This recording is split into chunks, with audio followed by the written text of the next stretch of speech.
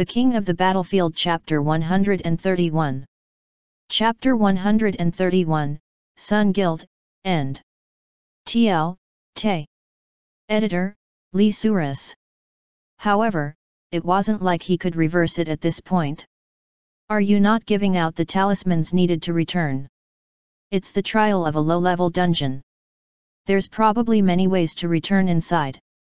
However, if you want, I will give you one talisman that you can use to return by removing one of the C-rank talismans I was going to give you. When a mercenary asked, the manager who controlled the place responded. Usually, when exploring this kind of trial, a return talisman would be given for safety. However, there was a condition that it should be exchanged for the existing compensation. Is it necessary to do that for this kind of trial? In the case of level 3 dungeon trials, it's obvious. Obviously, only a few people made the trade. As if it were nothing, everyone laughed and made their way into the trial. Also, the world changed as 5 people, including Kim Tae-won, crossed the spotlight. There isn't much content. By the way, what is a flesh hound? That's a name I've never heard of before. There were several monsters with similar names, but that was all. There were no monsters with the name of Flesh Hound. I'll take the lead. At that moment, Kim Tae-won came forward. Although he hadn't been in the underworld for long, he was a member of the prestigious Luminescent Guild. In addition, he lived in an underground tunnel for a year and achieved some skills. His level was sufficient to take the lead here. Everyone knew him and did not object. Survival.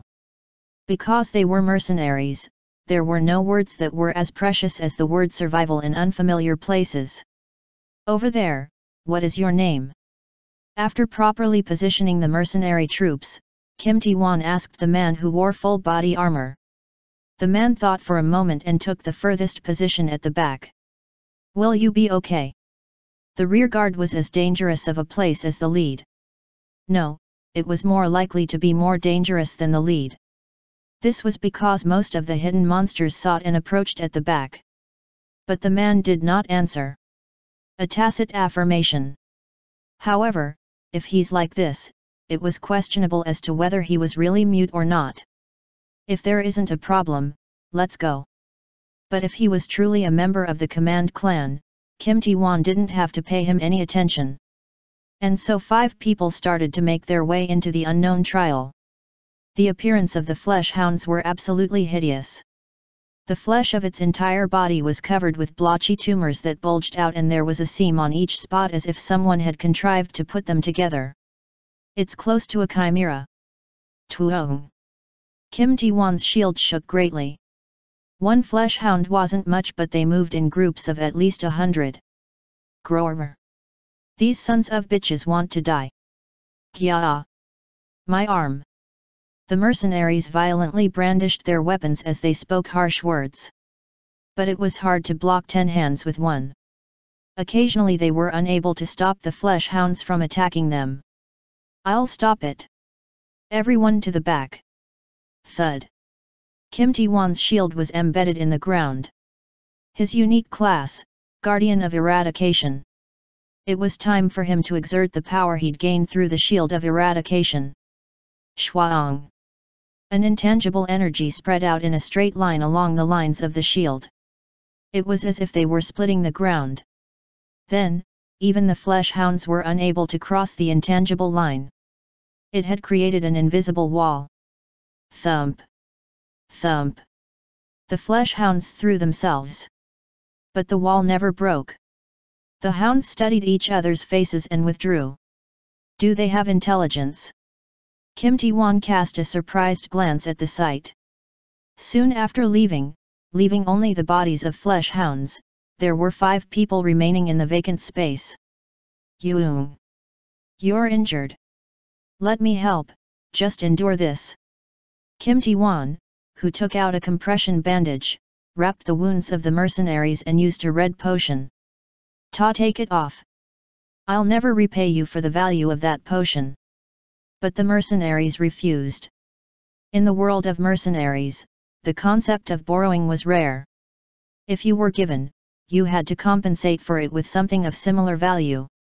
And potions were too expensive for common mercenaries to buy.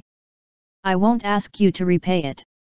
If you don't want to lose your arm, stay put. That, is it for real? You should know well that I don't lie. Yug. Fine. Do whatever you want.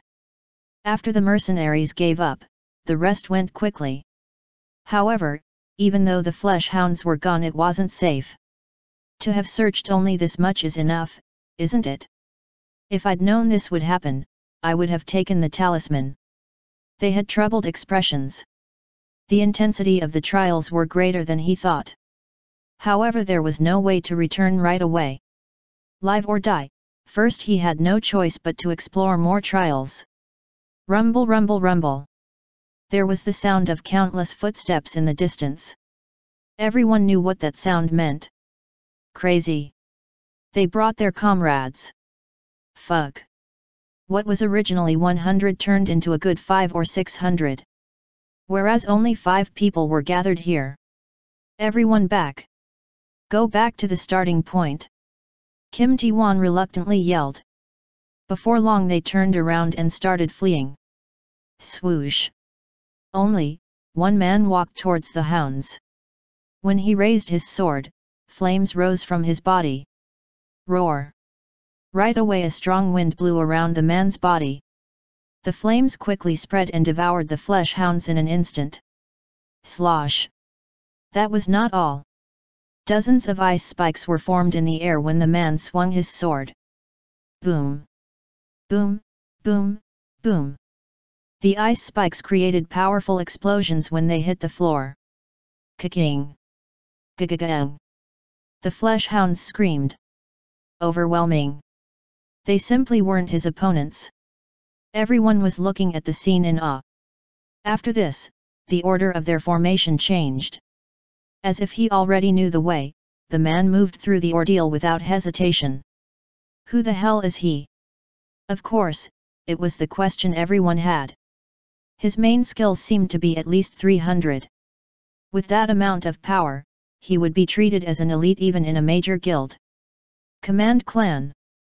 The Command Clan wasn't a guild, but it was one of the 5 great clans. If he was an elite of one of the 5 great clans, there was nothing strange about him exerting this much power. Thump. Clack-hack. Eventually, after breaking the marble-shaped nucleus that was placed at the end, the trial ended. B rank. Shit, did they really say B rank? The mercenaries grinned widely. If you received a decent, useful B rank talisman, it was possible to buy a small house on the outskirts.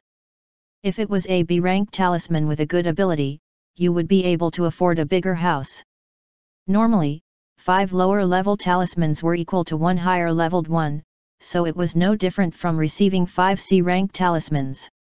Afterwards, when they escaped the trial with broad smiles, the manager looked puzzled. Oh ho! Did you break the trial? We were lucky. No. It was because your skills are outstanding. Can you explain the situation inside in detail? The manager seemed quite interested in this part. Why was he? The manager seemed to have some sort of position within the Sun Guild. However, he personally recruited mercenaries and tried to listen to their stories to learn more about this trial. It wouldn't have been simply for entertainment. What should I do? In order to explain, it was inevitable that the man from the Command Clan would be revealed. The manager could change his attitude when he realized the man had unusual power and was from the Command Clan. However, since it was true that they did receive help, the words didn't easily fall from their lips. I'll explain that. Hee. At that moment, a mercenary soldier came out. Really? Give it a try. So. It was the trial called the Room of the Flesh Hound. That guy Kim Ti-wan did a great job there. Let me tell you in detail. The mercenary appropriately mingled the truth with lies and concealed the man's identity. With a little more time, Kim Ti-wan realized the man's intentions. Ah! It meant he would continue to have team play with the man. For them, the man seemed to be a rookie that was just strong, and unknowing of the ways of the world. Since I got a B-rank talisman, I'll take this guy with me and reap more benefits. These were his thoughts. I want to know a little more too.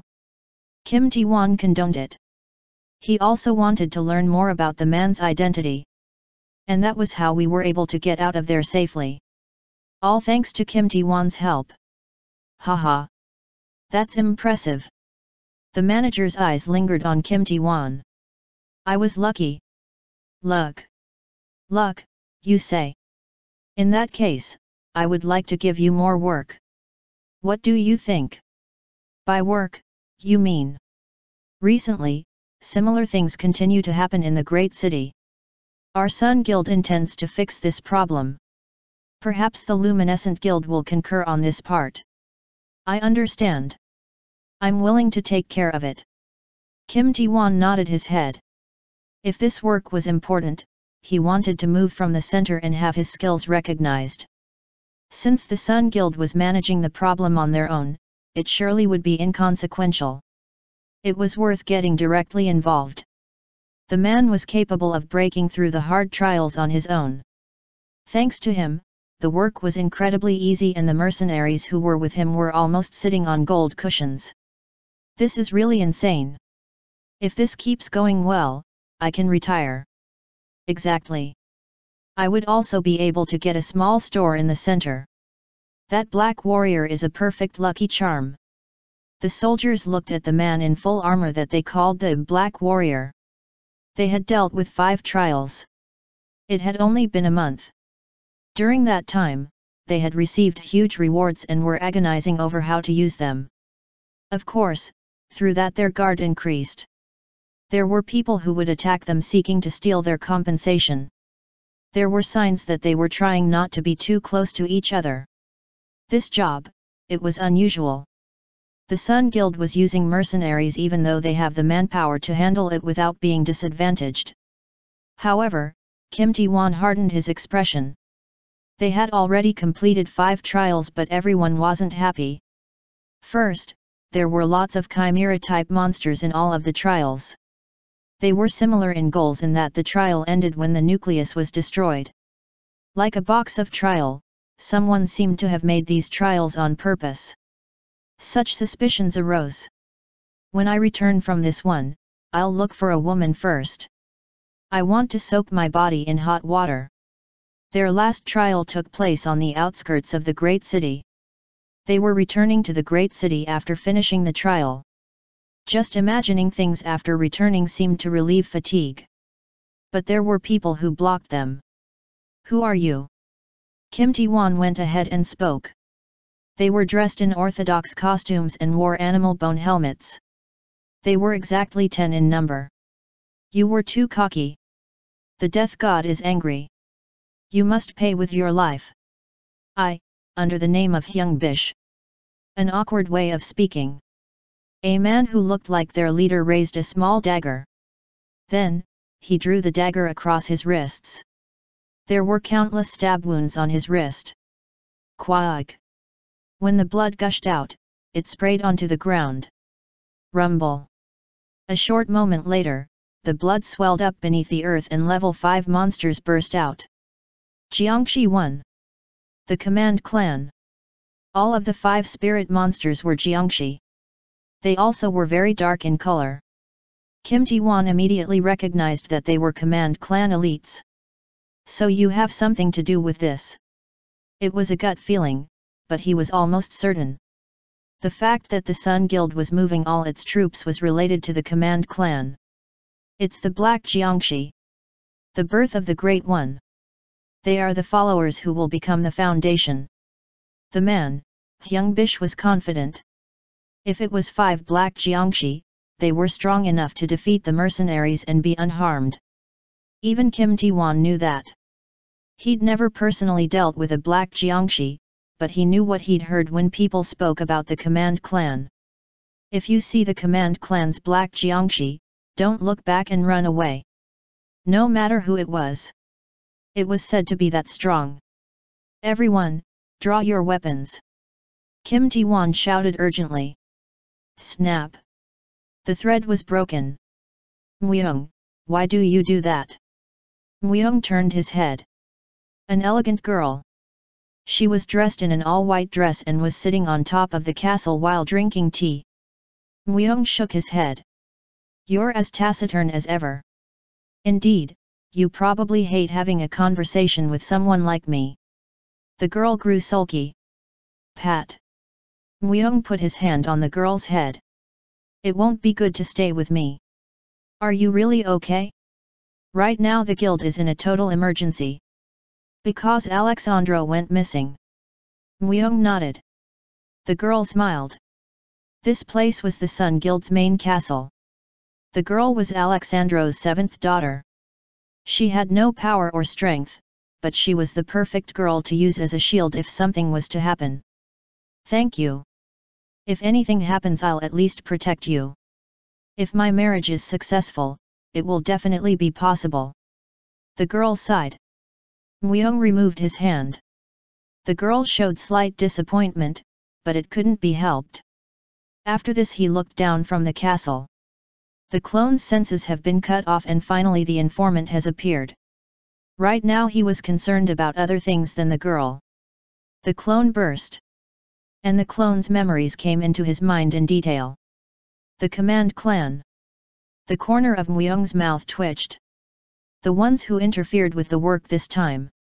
The clone he'd dispatched after earning Hamel's rune ring for more gains finally had them by the tail. 1TL/editor's note, Jiangxi is a kind of Chinese hopping zombie.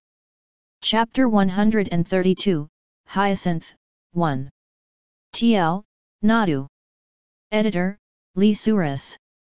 A late night. Myung was lost in thought for a moment as he sat on the ledge of the castle. How was Myung in the main castle of the Sun Guild?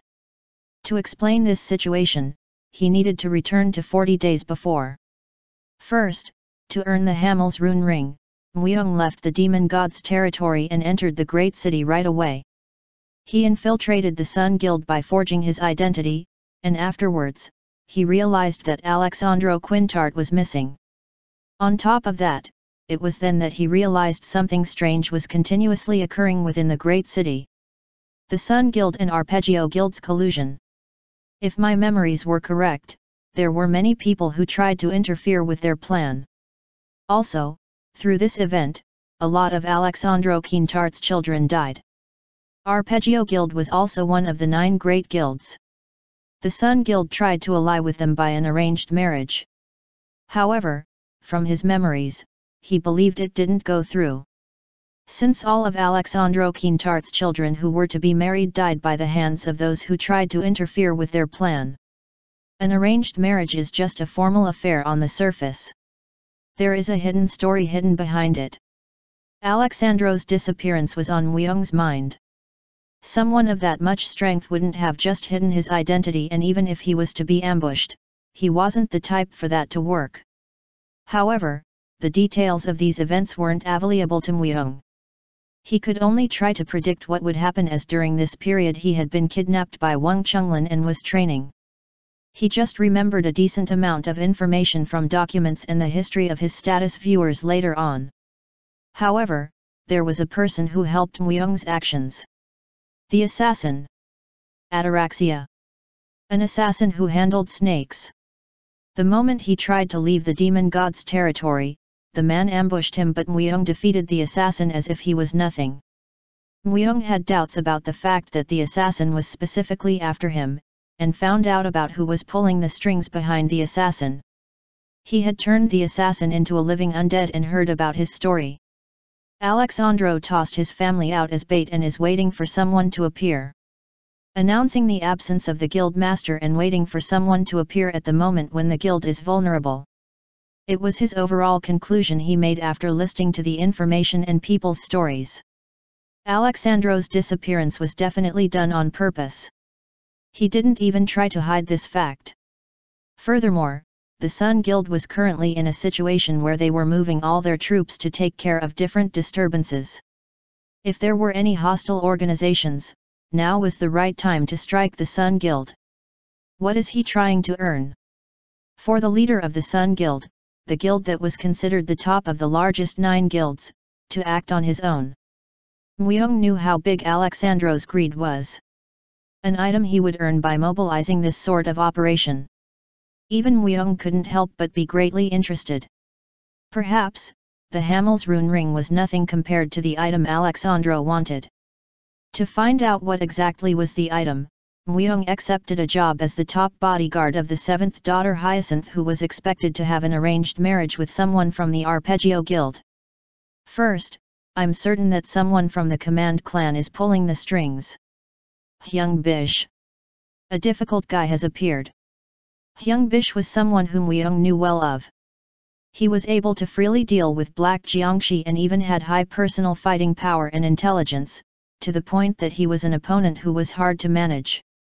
Hyung Bish fought with Muyong in the past once. Although it was before Muyong had become the top assassin, he had developed quite a bit by fighting with him. In many ways, he was an opponent he remembered. He was a person who was extremely careful. It was the right thing for him to dispatch his clone. Bi Sungmin. Swoosh. Bi Sungmin, who was assimilated with darkness, appeared behind Muyong. Muyong spoke calmly. With Takan, follow the energy of death. The ones who deal with Jiangxi. There won't be many who could stop you guys in the great city right now. Just follow them. Find them and kill them. And find out everything. I understand. Swoosh. Bi Sungmin returned to the darkness once again. Muyong was planning to start participating in this mess. Although he was there as a bodyguard, he wasn't sure when enemies would invade. Before then, Muyong was planning to attack the Command clan and get information. Either way, the great city was currently chaos itself. He became more certain after entering the Sun Guild. There were very few people who could stop Takan and Bi Sungmin, but if the two were active in the darkness, they wouldn't be able to find them. I don't need to earn Hamel's rune ring right now. Muyong thought of Hyacinth, the 7th daughter of Alexandro. The small girl was wearing Hamel's rune ring. And he didn't need to take it again right now. It was because the owner had to die for the ownership to be transferred over to a different person. Hyacinth woke up as she stretched her body. As she looked around drooling with her vacant look, she saw 2 maids. It's time for breakfast. Please get ready. The maids took off Hyacinth's pajamas, washed her with the bowl they brought, and put a white dress on her. Can't I just skip breakfast? You must eat breakfast. Isn't that the only thing Alexandro wants from his family? Alexandro is. I understand. After letting out a big sigh, Hyacinth trudged. Alexandro. It was sad how she couldn't call her father, father. Everyone said Alexandro was brass-necked and cold-hearted, but that he was warm in his own way towards his family. That was why the family mealtime was always full of laughter, but Hyacinth recently realized that all of it was a mask. It was a peace maintained only because Alexandro was there. Right now, when he wasn't there, everyone became wolves who were after his interests. They were too busy ripping each other apart, and the days of harmony were in the past. Krieg. As she opened the door and went out, a man lowered his head. Muyong. I'm sorry. Were you waiting for me? As if she was never in low spirit, Hyacinth smiled a beautiful smile. It was a good smile that showed the girl's purity. Honestly, Hyacinth didn't know much about Muyong. She just knew that Muyong was a member of the legendary Prestige Knights in the past and that he accepted their wishes and was wandering around the world. Of course, she didn't know Muyong had forged these truths. Just, in the girl's eyes, the fact that he was a member of the Prestige Knights greatly appealed to her. The legend that had disappeared now. The ones who held the record of killing 8 demon kings more than 30 years ago. Muyong had the swordsmanship skills and the heavy atmosphere to match. His image didn't seem lacking when compared to a Prince Charming. Even more, that knight had chosen no other person than her. That pride was like an oasis in the desert in her current situation. No, my lady. Really? I'm glad. Then, please escort me. Hyacinth slightly lowered her back and offered her right hand. She was wearing white gloves, but it was so thin that it seemed like it would break if someone tapped it. Hyacinth's cheeks became slightly rosy. Myung lightly held her right hand and started to walk forward. Within the Sun Guild, there were 15 people who could be considered as Alexandro's family. 15 people would sit around a circular table and eat their meals. Normally, it was against the rules for a bodyguard to enter this place, but after Alexandro had disappeared, one bodyguard was allowed for each person. Of course, more than 100 men were on standby outside. It was justified that in case of an emergency they needed to enter to manage things, but in reality, it was all posture and a part of the power struggle. This is no different than a Cold War. The atmosphere was completely cold as ice. It was difficult to determine if the food was going through their nose or mouth at this point. Of course, Hyacinth was frozen. Thud. As she dropped the fork she was holding, other people glared fiercely at her right away. Among them, a quite old woman with glasses let out a sigh. Hyacinth, why are you so sloppy as a girl? I'm worried. Do you know that you will be an embarrassment to our family if you act like that even at the Arpeggio Guild? I'm sorry, sister. Hyacinth lowered her head deeply.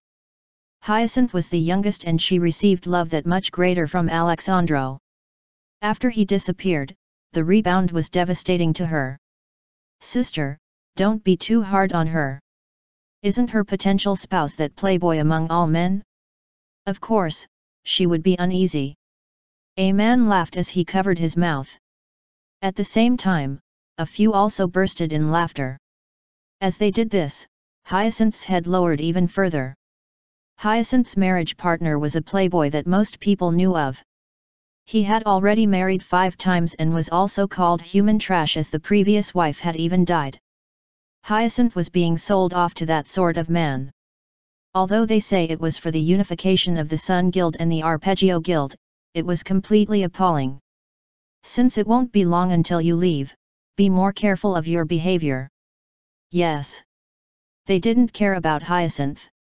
She was the lowest in rank and was in a position to be sold off to the worst man. There was something else that was the main issue. We can't keep Alexandro's position continuously empty. I should obviously take on his position. I have handled the administrative tasks for numerous years following Alexandro. There is no other person who knows about the guild more than me. That's funny. The guild is currently in danger. Isn't it normal for me, the head of the Fire Dragon Knights, to temporarily take his role? Everyone's voices quickly rose. There was no way for them to find a resolution, and so they fought amongst themselves. By looking at them, you were able to know about the guild's situation even if you didn't want to. It's a mess. Even the largest guild, the guild that received the reverence from others, was rotten on the inside. It wasn't just simply the Sun Guild. Other places could only be worse, as they wouldn't be lacking when compared to the Sun Guild. After lowering his head close to the plate, Myung looked at Hyacinth. She seemed like she wanted to leave the place as quickly as she could. After breakfast time had ended, Hyacinth headed outside right away. In the outskirts of the castle, where lots of flowers and grasses grew, she prepared a paper and a brush and started to draw a picture. She was very skillful at painting. Ah! Just stand like that for a moment. The composition is really good right now. Hyacinth stopped what she was painting and took out another paper. After, she stroked with her brush and painted Myung and the surrounding scenery. Since there was nothing he needed to do right away, he did as she wished. How long did it pass since he stood there? I'm finished. How is it? Myung simply walked up to Hyacinth and looked at the painting she painted. Myung, who was inside the sunflowers, was truly like a picture. It's not bad. Hee. I'm glad. Ah. Then, can I keep this picture? Since Hyacinth drew the picture, you can do whatever you please. Yay. Hyacinth clenched her fists. It was an action that reminded him of a tomboy, but it suited her age. You're having a good time. Then, a man with a dozen bodyguards appeared at the scene. It was the man who laughed at Hyacinth as he talked about the playboy during breakfast. His belly plopped out and he seemed to be in his mid-30s. He was Alexandro's fifth child and his name seemed to be Mendini. Me Mendini Appa 2. Hyacinth quickly became froze. Mendini always looked at Hyacinth with a hint of lust. Since there was no way Hyacinth didn't know about this, she instinctively froze. Afterwards, as Mendini approached, Mweung quickly stopped in front of him. After looking at Mweung, Mendini grinned. Aha, are you the prestige knight? You look pretty good on the outside. I don't know if you're a fake or real though. Mendini pushed Mweung aside and looked at Hyacinth's painting. Were you painting a piece of crap like this? At a time like this, ha! Are you saying that you're now leaving the Sun Guild completely? Is that it? It's not that. There are still people who are displeased with your actions. How long are you going to act like a child? Follow me. I will now train you in how you need to act as an adult. Mendini stroked Hyacinth's shoulders before he grabbed her hand. In broad daylight. It wasn't like things like this didn't happen before, but today, he was more direct. Hyacinth completely froze. The hairs on her entire body rose. A feeling as though a bug was crawling on her body. Let go of her hand. At that moment, Mweung grabbed Mendini's shoulder. Swang. Clank. Then, at the same time, a dozen of bodyguards raised their weapon and pointed it at Mweung. Hand, what? I couldn't hear you well, could you say it again? Mendini slowly turned his head. And with a triumphant look on his face, he smirked. And so, Mweung clearly spoke again. Let go of her hand. One food was going through their nose or mouth, basically, they were too distracted about other things that they couldn't focus on what they were eating. Hence, they were unsure if they were putting the food in their mouth or their nose. Tu Appa, it is a term for a woman to call an older man or an older male sibling. Chapter 133, Hyacinth, 2. TL, Nadu. Editor, Lee Suris. They say that a low frequency accompanied a lion's roar and prevented their prey from moving. In other words, an intangible energy greatly influencing a living creature. Mweung's currently was like that. As the family member of the Sun Guild's leader, Mendini would have grown up eating well since he was young. That was why he was completely the opposite from Mweung, who went through struggles upon struggles. A sheltered life. His obese body, which didn't even have any calluses. It showed how much he neglected training. It was inconceivable that this sort of man was Alexandro's child. Mweung instinctively knew that Mendini was easily frightened. Mweung was able to judge a person to a certain degree just by their body movement, the movement of their eyes, or the unique scent that flows out when a person is nervous.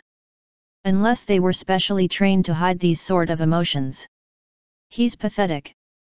Mweung inwardly clicked his tongue. He was Alexandro's family. So, there was no way he wouldn't have received that sort of training. He would have also developed a mental defense mechanism extremely well. However, Mendini was shivering just from Mweung's forceful words. He was pathetic and furthermore a disappointment. A tiger's child that couldn't even be a dog.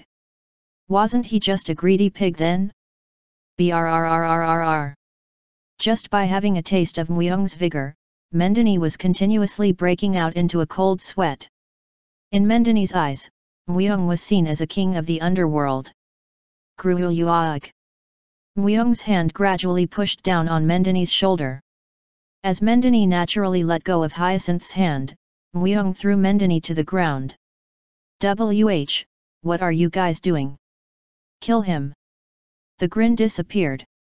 Mendini spoke with a face brutally ravaged by anger.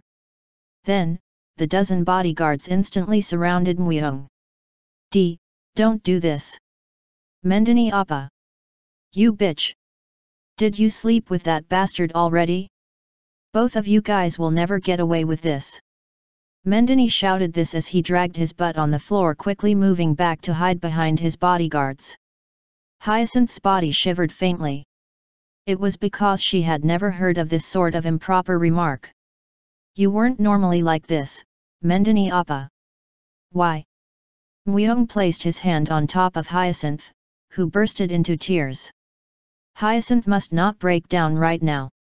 For Muyong's goal, she must not stop fighting against him. So, he decided to help her. There's more than meets the eye. Hyacinth was too young. So, she needed to be tougher. So no one would disregard her or look down on her just because she was young. During this time when Alexandro had concealed his whereabouts, she needed to create her own territory so that others wouldn't violate it. Muyong quietly whispered. The world isn't as beautiful as a painting either. This world, this underworld, was filled with filth. The only difference was how much they were covered by it. The world in which everyone lived in was never beautiful or clean. She needed to know this. If she simply avoided this, it would only cause her tragedy one day. Swoosh! Mendini's dozen bodyguards raised their swords. However, Anguish didn't cry. Are you saying they aren't even worth showing your true color? Muyong couldn't help but smirk. Anguish didn't even wake up. As if it wasn't a fight it needed to show up for. It meant they were below its standard. It was a completely different attitude compared to when it desired the blood of the monsters in the demon god's territory. It couldn't be helped since the fighting power of humans was very lacking. At most, their main stats would be within 250. Muyong didn't even take out Anguish. Blasi. A dragon form created from flame appeared behind Muyong's back. Ruoar. As the dragon cried loudly, the guards in the surrounding couldn't help but stop lunging towards Muyong. However, the dragon did not have mercy just because they stopped. As it opened its mouth widely, it devoured 5 people instantly. Thud. There wasn't even time for them to burn. They just became ash and fell to the floor. A dragon knight. Everyone was shocked. Mendini's expression was especially worth watching. Mendini only knew that Muyong was a prestige knight, he wasn't well aware of Muyong's skills. There weren't many who volunteered to be Hyacinth's bodyguard and their skills were all lacking, so he wasn't able to fully figure out Muyong. Was he truly a prestige knight? One by one they all burned and disappeared. It was hard to even read Muyong's movements. Was the prestige knights in the legend like him? The ones who fought through thousands, millions of enemies and cut through the necks of demon kings. Afterwards, the ashes of the guards blew away.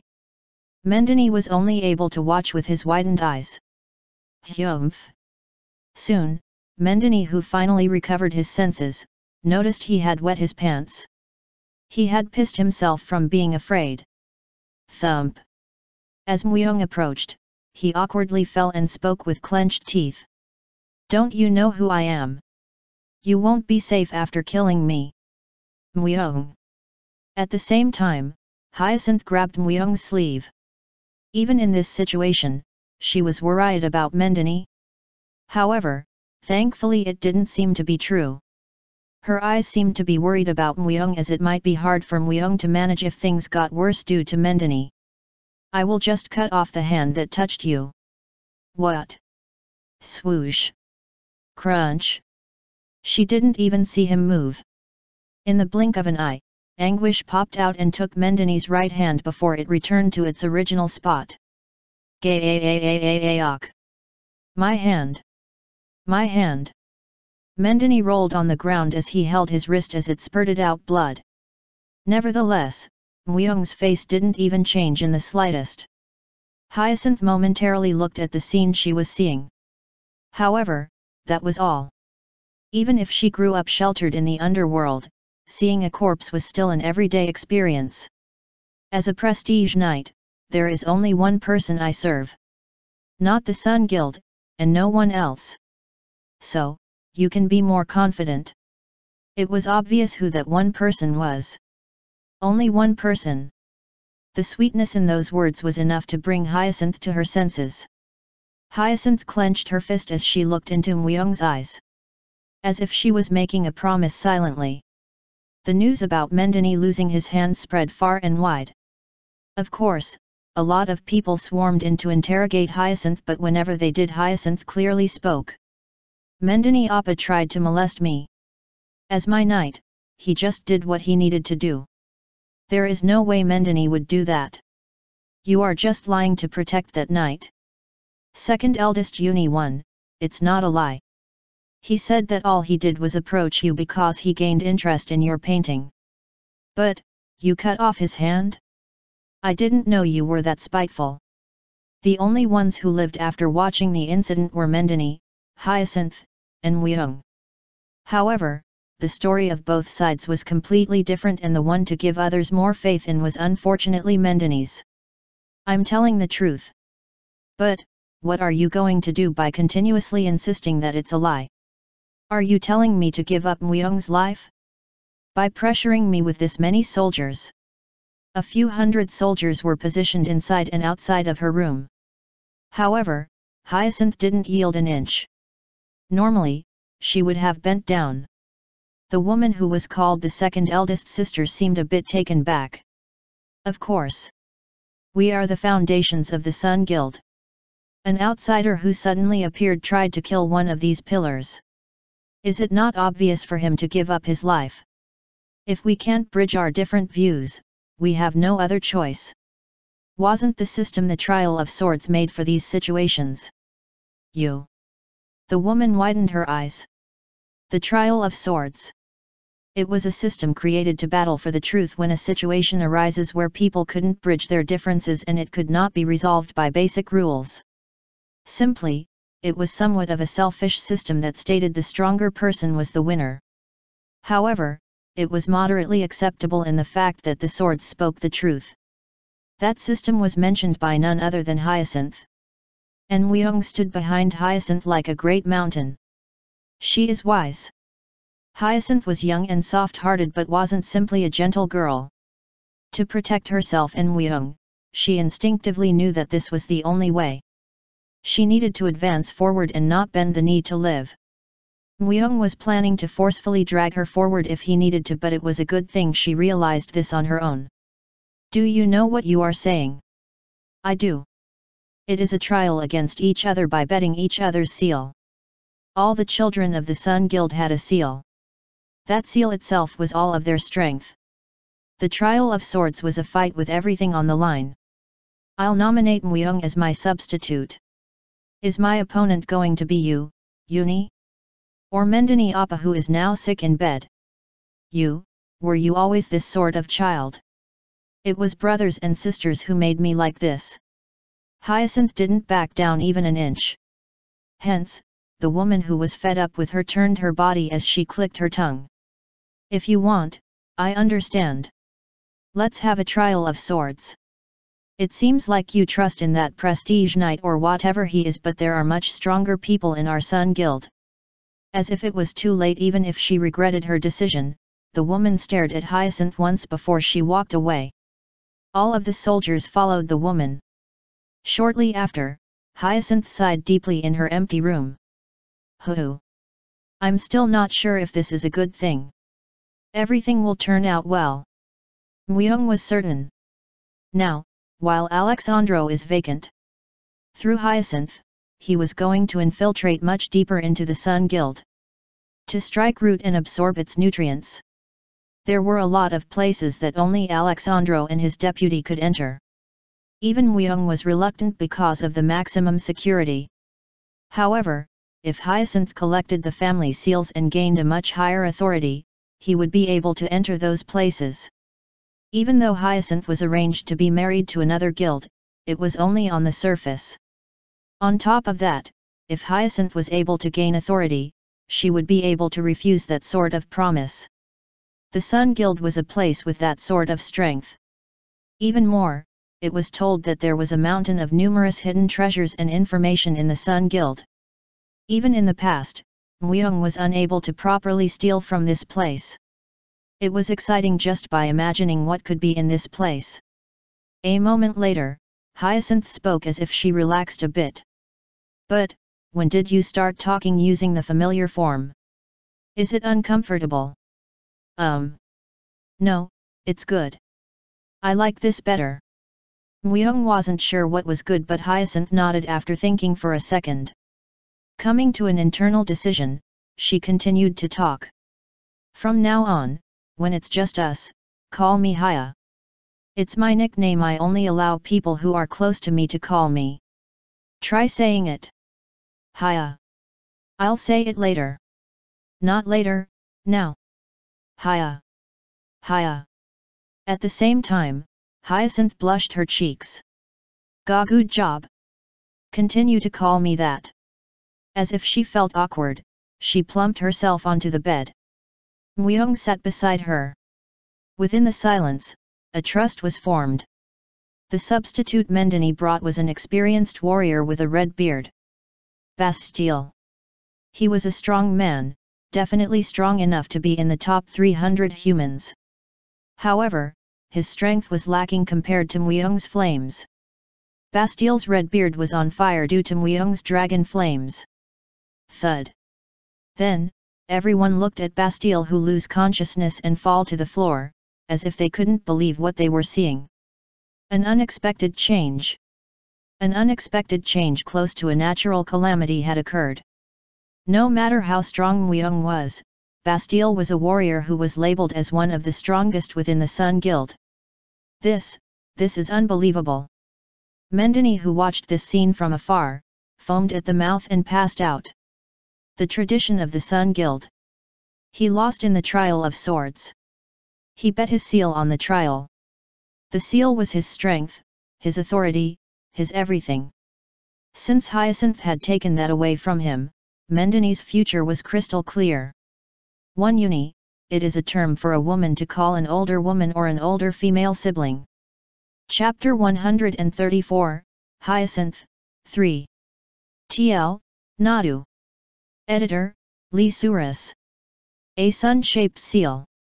It was a very small item, the size of a thumb, but its worth was beyond one's imaginations. It was because this little seal had about 100 permanent skills and numerous authorities within it. There were famous stories of a sneak called the biggest thief, and of the master artisans who were famous for replication. Yet both failed to get their hands on the seal.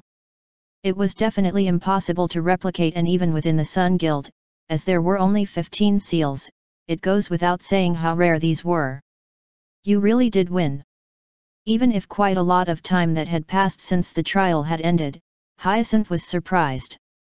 It seemed like she was still unable to differentiate between real and unreal with her slightly flushed face and eyes that hazily lost focus. It wasn't strange for her to be like that. To be honest, she gave up after hearing Myung's opponent was Bastille. Even within the Sun Guild, he was someone that was within the top 20 people. Because he enjoyed slaughtering, he always killed the opponent he fought. However, he wasn't swayed easily. Mendini had him, who didn't act for most temptations, as his substitute. Other brothers and sisters would have probably helped out. She had given up thinking that this was the end, but goodness. Were you not confident? It's Bastille. He was a match for 100 people. He wiped out an entire dungeon on his own and was even famous for destroying IM Guild. How could I possibly believe you could win? You lack self-confidence. There are a lot more cards in your hands than you think. Hyacinth would be surprised if she realized how many advantages she held. She just didn't know how to use them right now. Hyacinth's eyes shook. The small and pure girl was still in shock. I still can't believe it. Someone like you volunteered to stay beside me. Wasn't it you who looked for someone? To be exact, it was Hyacinth who looked for a person first. Since it was Hyacinth who spread around papers looking for a bodyguard all over the great city. However, since Hyacinth's position was so uncertain and most of the people in the great city knew of this, not many hastily came forward to be her bodyguard. If you looked at the rumors surrounding Hyacinth, it was basically this. The misfortunate girl who was sold off to the Arpeggio Guild. The victim of a power struggle. Cinderella. It seemed like she had these nicknames because she was bullied. Humans tend to find a scapegoat whenever a fight occurred. The youngest and the weakest, Hyacinth was chosen in this situation. Of course, others knew of this truth. That they would get hurt in this fight if they decided to register as her bodyguard. Most of the people who registered and said they would become her bodyguard did it for money or were just dead weight who had impure intentions towards Hyacinth. And by chance, she was able to get Myung. That's right, but I have little worldly experience, I just trained a lot until now. Myung didn't tell the whole truth about himself and spiced it up a bit. It seemed like Hyacinth had no choice but to inevitably accept his answer. But then again, you can't just win against Bastille with a day or two worth of training. The investigation on Myung had already ended. However, no matter how much they tried, they couldn't find any dirt on him. Myung was like a person who suddenly spurted from thin air. But, if that reason was because he was training in a secluded area, it was understandable to a certain degree. Currently, Hyacinth was going to believe Myung as much as she could, even if he told her water was fire. Myung spoke calmly. I thought there is no better place to gain worldly experience than this place. I can be confident about that part. The place beside me is more spectacular than other place. The place Myung sat was first class. Worldly experience. You could experience a whole lot of things if you stayed within the Sun Guild. The tip of Myung's lips slightly went up. It was interesting to see her give off such a determined impression when she set her mind to it, as when he first saw her, she just seemed like a weak girl. The short conversation ended and Hyacinth let out a deep sigh before she broached the main topic. By the way, what are we going to do about this? The sun-shaped seal. She had earned the seal after winning the Trial of Swords. The ownership of the seal had already been vested to Hyacinth. It's yours. It's a privilege you would naturally enjoy. If I have to, I can enter the B-rank treasure storage room whenever I want. Like the name implies, it's a room where B-rank equipment is piled up like a mountain. It should be okay to get at most 3 items. I don't need it. Although Hyacinth spoke in goodwill, if it was B-rank equipment, he didn't need to greed over it. It was better to not receive anything now and continue to make her feel indebted. It was an action to try and take the load off her mind even a bit, but as Myung wouldn't accept it, Hyacinth let out a sigh. Then, would there be a reason for me to use it? The seal is power itself. Just by holding it, it will become your symbol. However, I will soon be a foreigner. Do you want to go to the Arpeggio Guild? No way. I also don't want to be sold off to that sort of rude person. I think I'm too good for him. Hyacinth quickly declined. As if he already knew she would act like this, Myung continued to talk. Then, collect more seals. You can just possess enough power so that no one could refuse you, even if you speak your mind. Just collect more seals. They were very cruel words to Hyacinth. In the end, it meant for her to have a bloody fight with her brothers and sisters. The seals. The 2 seals. Hyacinth's eyes expressed her nervousness. But Myung, will we really be okay? It's not that I don't believe in you, but there are too many and too strong opponents. Of course. Myung spoke with weight in his voice. Firm. Confident. He didn't use these expressions often, but it seemed like he could use it quite effectively right now. Then, Myung looked straight into Hyacinth's eyes and placed his hands on her shoulders and slowly spoke, articulating each word. There is no one who could win against me at this place. One rotten apple has spoiled the barrel. Inside a huge hall, the executives of the Sun Guild sat together and continued their conversation. We need to rout that fake prestige knight. A man spoke. The current topic of their conversation was, of course, regarding the man who defeated Bastille. However, they had no cause. The man, Myung, wasn't part of the Sun Guild. He was just hired to be Hyacinth's personal bodyguard. With what cause? Everyone knew of this. They had failed to pressure Hyacinth to drive out Muyong. On the contrary, they realized the seriousness of this problem after seeing Hyacinth confidently countering their argument. Hyacinth is being controlled by that man. Then, should we reopen the trial of swords? Using revenge against Mendini as the cause. It's too much for Mendini, who isn't worth even a penny. I don't really want to stand up for him. Mendini's value was already worthless. No one protected Mendini any further. He was already no different than half dead. To open the trial of swords for a man who isn't even worth using as the cause? There wouldn't be anything more embarrassing than that. Brothers, I will take care of it. Then, from the corner, a man who quietly looked at the floor, spoke. Ed Ranger, you will. Isn't it unnecessary for you brothers to get your hands dirty with this sort of work? When there was a big or small matter they couldn't handle on the surface, this man always came forward. In fact, everyone was secretly hoping he would come forward. Everyone's eyes were filled with trust. Ed Ranger then made an offer.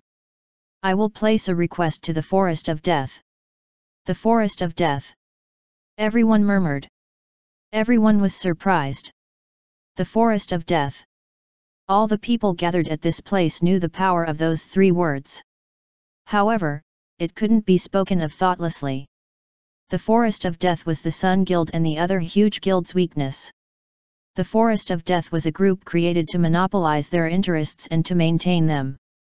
Now they operated independently and accepted requests they like, but Ed Ranger had spoken about the Forest of Death. He is strong enough to even defeat Bastille. A decent assassin wouldn't work. Instead, it would only cause backlash. So, we should resolve this situation quietly before then, right? He argued that it was better to send a strong person from the start. He certainly did have a point. Ed Ranger continued to talk. Brothers, you just need to quietly stay silent. No one replied. However, Ed Ranger faintly showed a smile. He also knew that silence was a yes. Assassins wearing black masks sat on top of the castle. Their numbers were roughly 20. Even if their feet touched the ground, they didn't even make a sound. They were even controlling the sound of their heartbeat and breathing. They didn't lack to be called top-notch. They came down by climbing the wall and entered the room Weung was staying in. Swoosh! Swack! The moment they looked around and entered the room, 2 assassins immediately fell to the floor. From the walls and from the darkness, snakes popped out and ripped the necks of the assassins. Welcome guests! Before they were aware of, the man among the assassins spoke. The assassins were quickly taken back and moved away from the man, but he was 1 step faster. As the man grabbed an assassin with his hand, the assassin's whole body became soft and melted. The man was Ataraxia. Originally, he was an assassin who only took orders from Lawless Jin, the head of the Lawless clan, and was ordered to attack Muyong in the demon god's territory. However, he failed his assassination of Muyong, lost his life, and became an undead. However, Ataraxia had skills even Muyong was surprised of. His entire body was trained purely for assassinations. He contained lethal poison in his body, handled numerous deadly snakes, and chewed his enemies whole. To fight against Ataraxia, they would need more than 20 top assassins. They would need assassins who's ranked in the 10th range. Thud. Pang. A room in darkness. Ataraxia, who instantly killed 20 top assassins, only to again enter the room and kneel. I've cleared them all. My master. Since I've received a present, I need to return the favor, right? Ataraxia. And the man, Muyong, who sat on the edge of the bed, spoke. Muyong watched the situation from the beginning to the end. Yes. Ed Ranger. Kill him. It will be possible if it's now. I accept your order. Swoosh. Ataraxia hid his form. There was no way for Muyong to not know of their communication. Muyong had already placed his strength in different places of the castle. Although they would never have expected it, it meant that it wasn't just Myung who entered the castle. On top, Ed Ranger would be completely careless and believe that the assassination was a success right about now. If Myung was after him, now was the right time. Since if he hears that the assassination failed, his defenses would strengthen. They used the Forest of Death. Myung looked at the clothes the assassins were wearing. Grind. He unconsciously grinned his teeth. The Forest of Death. It seemed like the Forest of Death was strangely inextricably bound to Myung. Ed Ranger had died. What is this? Ha! His head was cut off. Afterwards, it was placed on a pole located at the entrance. As it became morning, everyone was shocked and quickly moved to hide the situation. However, the death of Ed Ranger quickly spread throughout the great city. It was an event that was more shocking than Mendini's defeat. Also, it was a warning sent to them by Myung. For them to stop playing tricks. Those who were associated couldn't help but keep their mouths shut. If they were to question Myung, they would naturally be linked to the Forest of Death. There was nothing good if they were found to be working with the Forest of Death. On the other hand, those who weren't associated but were determined to find out about the truth of this incident. For a shameful event to occur within the Sun Guild. The Fire Dragon Knights and I will investigate this event with full authority. Among them was Lenin, the leader of the Fire Dragon Knights and one of the first knights of the Sun Guild. The man who was recognized as the proof of integrity within the Sun Guild. Of course, one of the people who possessed a Sun Seal. Lenin and his knights gained full authority and started to investigate this event. Chapter 135, Hyacinth, 4. TL, Nadu. Editor, Lee Suras. From Ed Ranger's death, Lenin seized an opportunity. The Fire Dragon Knights were the icon of the Sun Guild's strength and one of the biggest pillars of the Sun Guild. However, honorable? Generous? All of it was bullshit. Myung was well aware of Lenin's ambition. A greedy tiger. Lenin was a tiger all right. But, where Alexandro was a great tiger, Lenin was just one of the normal tigers. Since he tried his best catching even small prey and tried his best to not give them any slack. He was full of greed. He was praised for the qualities he showed on the outside, but his heart was completely black. Right about now, he would wield supreme power and secure his position using Ed Ranger's death as the cause, due to the power vacuum left behind. To Lenin, Myung's actions would be like a lucky break.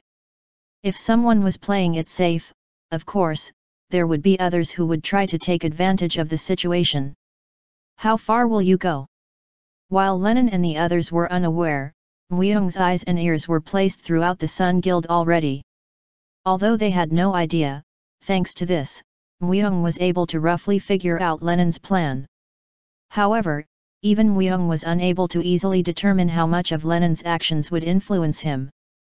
Find out who was associated with Ed Ranger's death. Search every inch of this place. Lenin. What are you doing? How can you do this to me?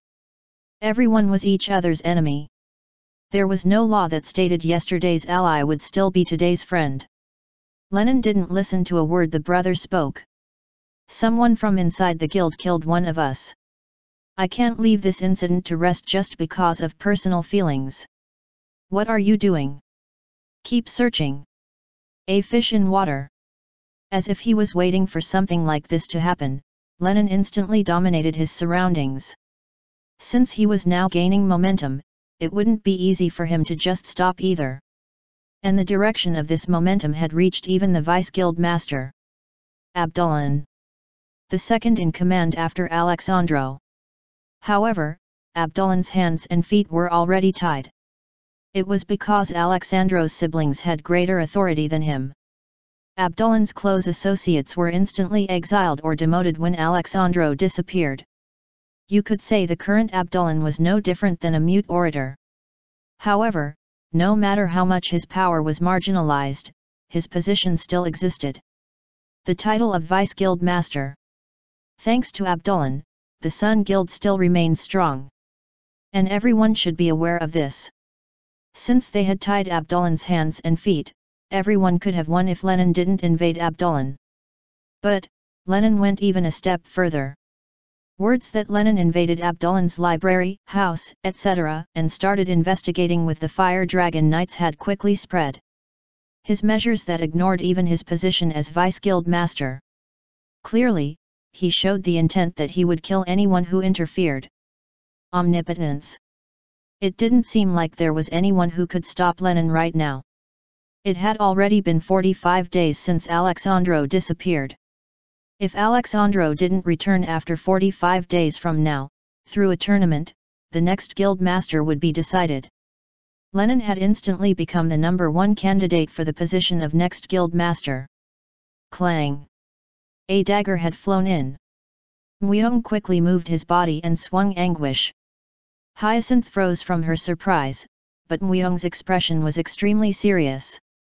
A full day wasn't enough to fully understand Lenin's actions, but a third party had shown up. Even more, their identities were more concerning.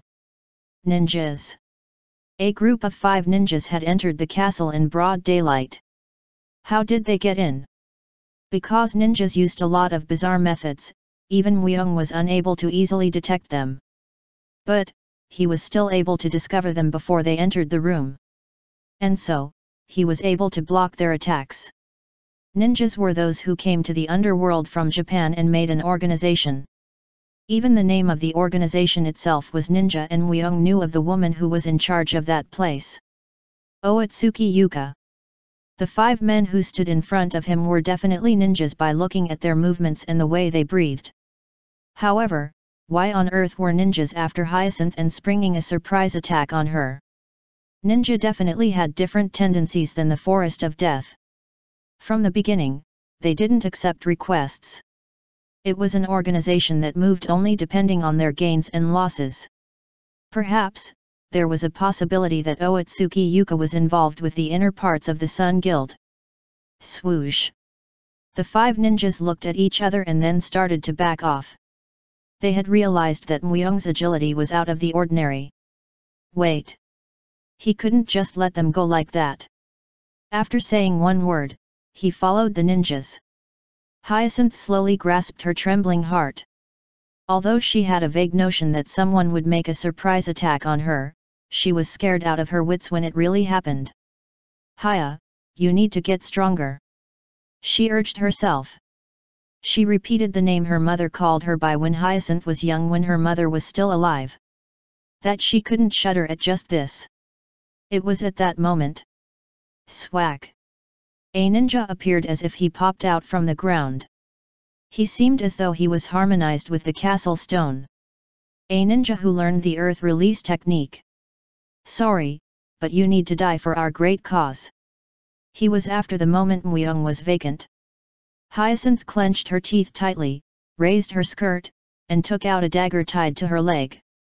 Although she wasn't much of a combative person, Hyacinth was still part of the Sun Guild.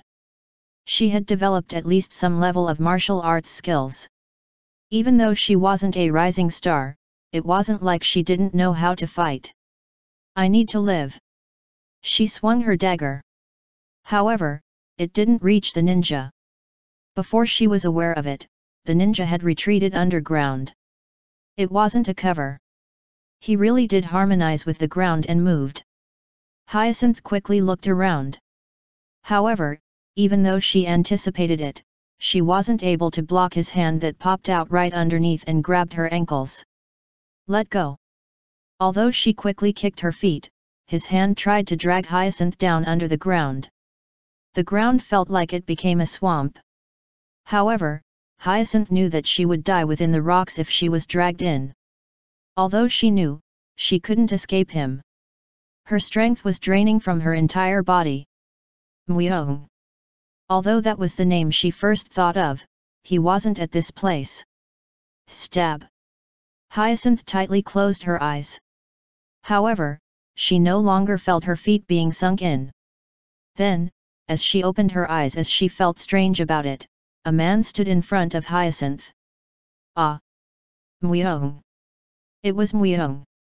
However, Myung didn't reply. After piercing anguish through the ninja's head, he just stood there with an expressionless face. There was no consideration for Hyacinth at all. But, she still liked it. Her own bodyguard who appears when she is in danger. She wasn't a girl if heart didn't tingle at this situation. While she tried to take control of her beating heart, Hyacinth asked. What about the other ninjas? Myung still kept silent. He seems as though he has a lot on his mind. Hyacinth didn't think hard about it. Perhaps, he might have just returned because he was worried about her safety more than catching the ninjas. She was eternally moved by this. Thank you. But could you get me out? She had sunk into the floor to her knees. It was hard for her to get out on her own. However, Myung didn't move. He still seemed like he was deep in thought. She couldn't bother him. I understand. I will try to resolve this on my own. Hyacinth started to struggle with her feet. Myung continued to follow the ninjas. Soul's Tale. He showed his thoroughness as he sent his clone to remain with Hyacinth. Meanwhile, he quietly watched where the ninjas were heading to. The ninjas swiftly dispersed and tried to prevent Myung from following, but if they knew who Myung was in the past, they wouldn't have done something like this. They would have just taken their own lives on the spot or have died by Myung. However, they didn't know of Myung's past. So, Myung was easily able to figure out the final destination of the ninjas. Lenin. Surprisingly, Lenin was at their final destination. He was unsure when he conspired with the ninjas or if they were already together on this, but it didn't seem good. You failed. There was an interferer. We tried to bypass and kill Hyacinth, but as if he had already figured it out, he returned. We lost connection with our comrade.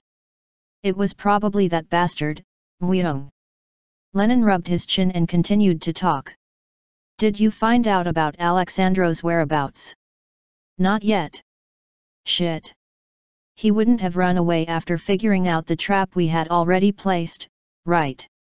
Lenin, don't speak any further. I know. But, who would enter this place? This room is protected by Lenin. What are you going to do with Abdullan? We can't kill that old weasel.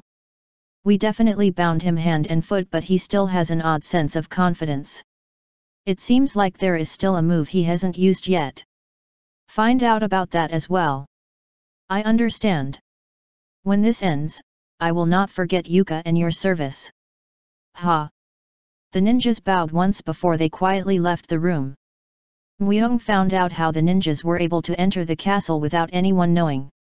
However, although he had kept an eye on Lenin until now, it was the first time he saw Lenin conspiring with the ninjas.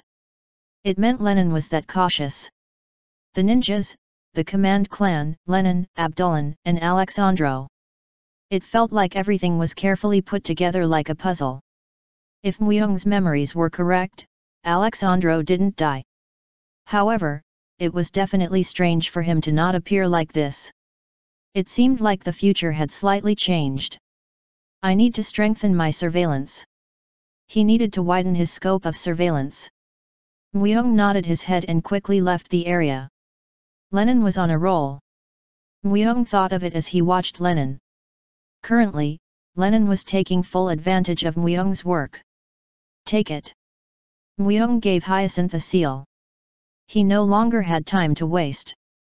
In her room, Hyacinth took a deep sigh before widening her eyes. What is this seal? It's Ed Ranger's seal. I found it first before Lenin started to inspect his room. Hyacinth's jaw dropped. If someone finds out, we will be in big trouble. If we were to get caught now, yes. But, Ed Ranger has handed over that seal to you. He handed over to me. There was a letter written in his own handwriting. From Myung's side, he took out a letter. Hyacinth opened the letter right away and started to read what was written. As she read further along, her body shook more. This really is Ed Ranger Appa's handwriting. On top of that, his seal, but, I don't understand. Why would Ed Ranger Appa hand over his seal to me? From the ninjas who suddenly appeared, everything couldn't be easily understood. There would be no better time to use the word chaos than now. Hyacinth looked at Myung with slight doubt. Myung just shrugged his shoulders.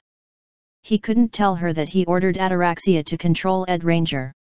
He's helpful. Ataraxia had a lot of snakes he was able to control. From regular venom to hallucinating venom, even venom to control the mind, he was able to use countless different types of venom. It was a piece of cake to control Ed Ranger. However, he couldn't just tell Hyacinth the truth. There are some people who are awakened when they are about to die. Wouldn't it be similar to how the brothers and sisters you knew of are now different? After Alexandro disappeared, Hyacinth's brothers and sisters changed. Although it was more correct to say that their true characters came to light. After listening to this sort of comparison, Hyacinth lowered her head. However, if Lennon Appa knows that I have this seal, he wouldn't let go of this. The seal is power. With just 2 it might be lacking, but if you were to gather a few more seals, even he wouldn't be able to ignore you. It was the reason Lennon stormed in and used force. He was trying to not give them time to gather the seals. How? Continue to open the Trial of Swords. The Trial of Swords? I have no cause. We just need to create a cause. Hyacinth looked at Myung as questions went through her mind. But, it was a good thing she didn't say that she won't do it. It seemed like Hyacinth had already made up her mind in her own way. On top of this, if they were to just stay still, Lennon would be unstoppable. Since Myung now knew of his conspiracy with the ninja, it was now time for him to act. Things are working out interestingly. It was true chaos. No one could tell who their enemy was and who was their ally. During this time, there would be nothing weird if the tables were turned in just a day. The corner of Myung's lip rose as he thought of his next move. I just need to make a cause. For Myung, it wasn't that hard to do. Chapter 136, Hyacinth, End. TL, Nadu. Editor, Lee Suris. A person who is in a high position for a long time tends to care about the thoughts people around him have towards them. And so, the person spares no cost in building a good public image. Myung wanted the Trial of Swords to continuously open and made a plan for that to happen. It was rumors. Did you hear? Ed Ranger was involved with Alexandro's disappearance. Ed Ranger was? I heard it was Lennon. Amanda said that he was communicating with the Forest of Death. Really? With that damned place? Malicious rumors. However, would there only be malice in the rumors? They were all stories with the truth as a basis. They weren't all 100% correct, but the rumors would make those who knew about the truth be bothered by them. It was already a situation where the Sun Guild was in the public eye. The rumors spread like wildfire. Of course, the ones involved with the rumors completely denied it. This is all a lie. What reason would I have to communicate with the Forest of Death? I will find the person who spread these false rumors and punish him severely. Everyone besides Hyacinth was pressed by this matter. In a situation like this, these rumors would only give hostile organizations a cause to act. Even if the Sun Guild was the strongest organization, there were still a few who weren't far after them. As if it was a good thing, there were a lot of places wanting a piece of the Sun Guild. And within that situation, Hyacinth started to act. Hyacinth was the only girl who went well with the description high integrity. Only Hyacinth was innocent of all the dirty rumors. In reality, this was also true. It was the reason why Hyacinth was the only one who could act when everyone else was being cautious. A few days ago, there were assassins who attacked me. They were the assassins from the Forest of Death. Second oldest sister, did you really want to kill me that badly? Hyacinth started to counterattack. The woman who Hyacinth called as her second oldest sister, became as pale as death. This is a misunderstanding. You know very well that someone spread false rumors about me. Would it only be a rumor? But, what about the evidence? The items found on the assassins who attacked me. It was a ring. An expensive and rare item made from diamonds. The design of the ring was unique and it was a treasure amongst treasure made by a dwarf. All the brothers and sisters knew that this ring belonged to the sister. How did that? Are you still going to deny it? It's not me. I don't know why you have that ring, but it doesn't make sense for me to associate with the forest of death. In reality, the ring was provided by Muyong. But, it was true that the woman was communicating with the forest of death. No, when you think about it, all of the executives of the Sun Guild had some sort of connection with the forest of death in one way or another. How were they going to prove it? The woman didn't try to kill Hyacinth through the forest of death. She only tried to kill Muyong, but if Muyong was killed, it was basically killing Hyacinth. Hyacinth spoke with a serious look on her face. Sister, I request the trial of swords. Let's decide it who's right or wrong there. Are you crazy? Do you think you would be safe after speaking like that? I'll see you in after a week. Hyacinth safely left her as she ignored the malice and swearing behind her. Shiver. After she disappeared from the woman's sight, Hyacinth shivered her shoulders. Muyong cautiously placed his hand on her shoulder.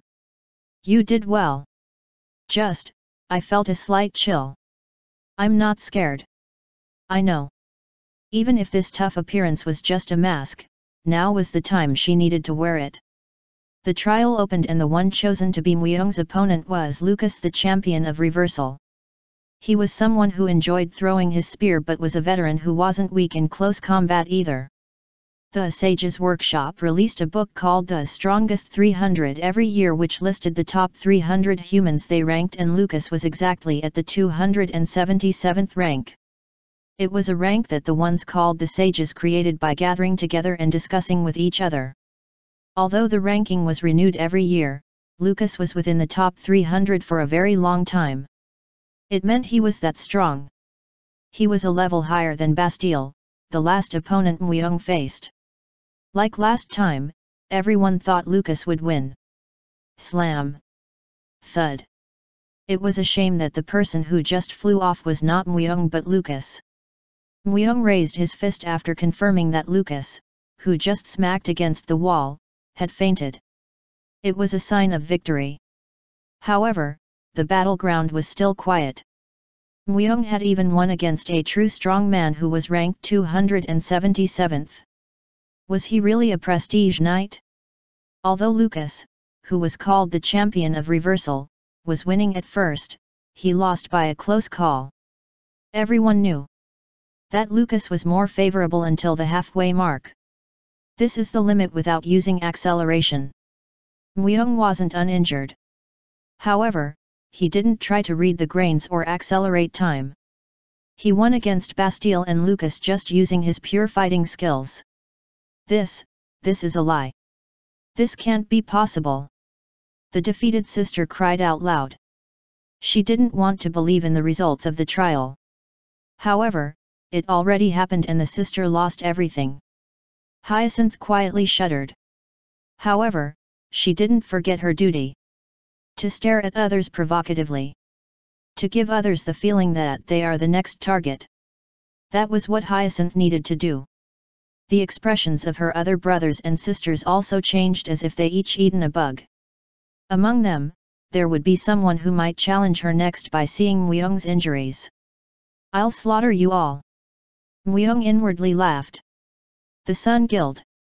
This place was an impregnable fortress when Alexandro stood by. There was no way it could be swayed just because of Muyong's meddling. However, the Sun Guild without Alexandro was like a hollow fortress. Swoosh! A red Jiangshi body crumbled. As Bi Sungmin spread his arms out, a black ring popped out and tied up the surrounding red Jiangshi. The red Jiangshi was a level lower than black Jiangshi, and even though their numbers were great, they couldn't do anything against Bi Sungmin, who was an arc lich. Who are you guys? Who are you to disturb our work? Takan interrogated the Jiangshi sorcerer. However, there was no way for him to willingly give them a reply. I'll find out after I kill you then. Takan announced his death. Within a short period of time, the Jiangxi sorcerer's whole body was slashed before he even noticed. His body was slashed into dozens, then into hundreds of pieces. After wiping out all of the enemy, Bi Sungmin spoke while he watched the display of skill. Your swordsmanship took a major step forward. Humph, this is nothing compared to what I want to achieve.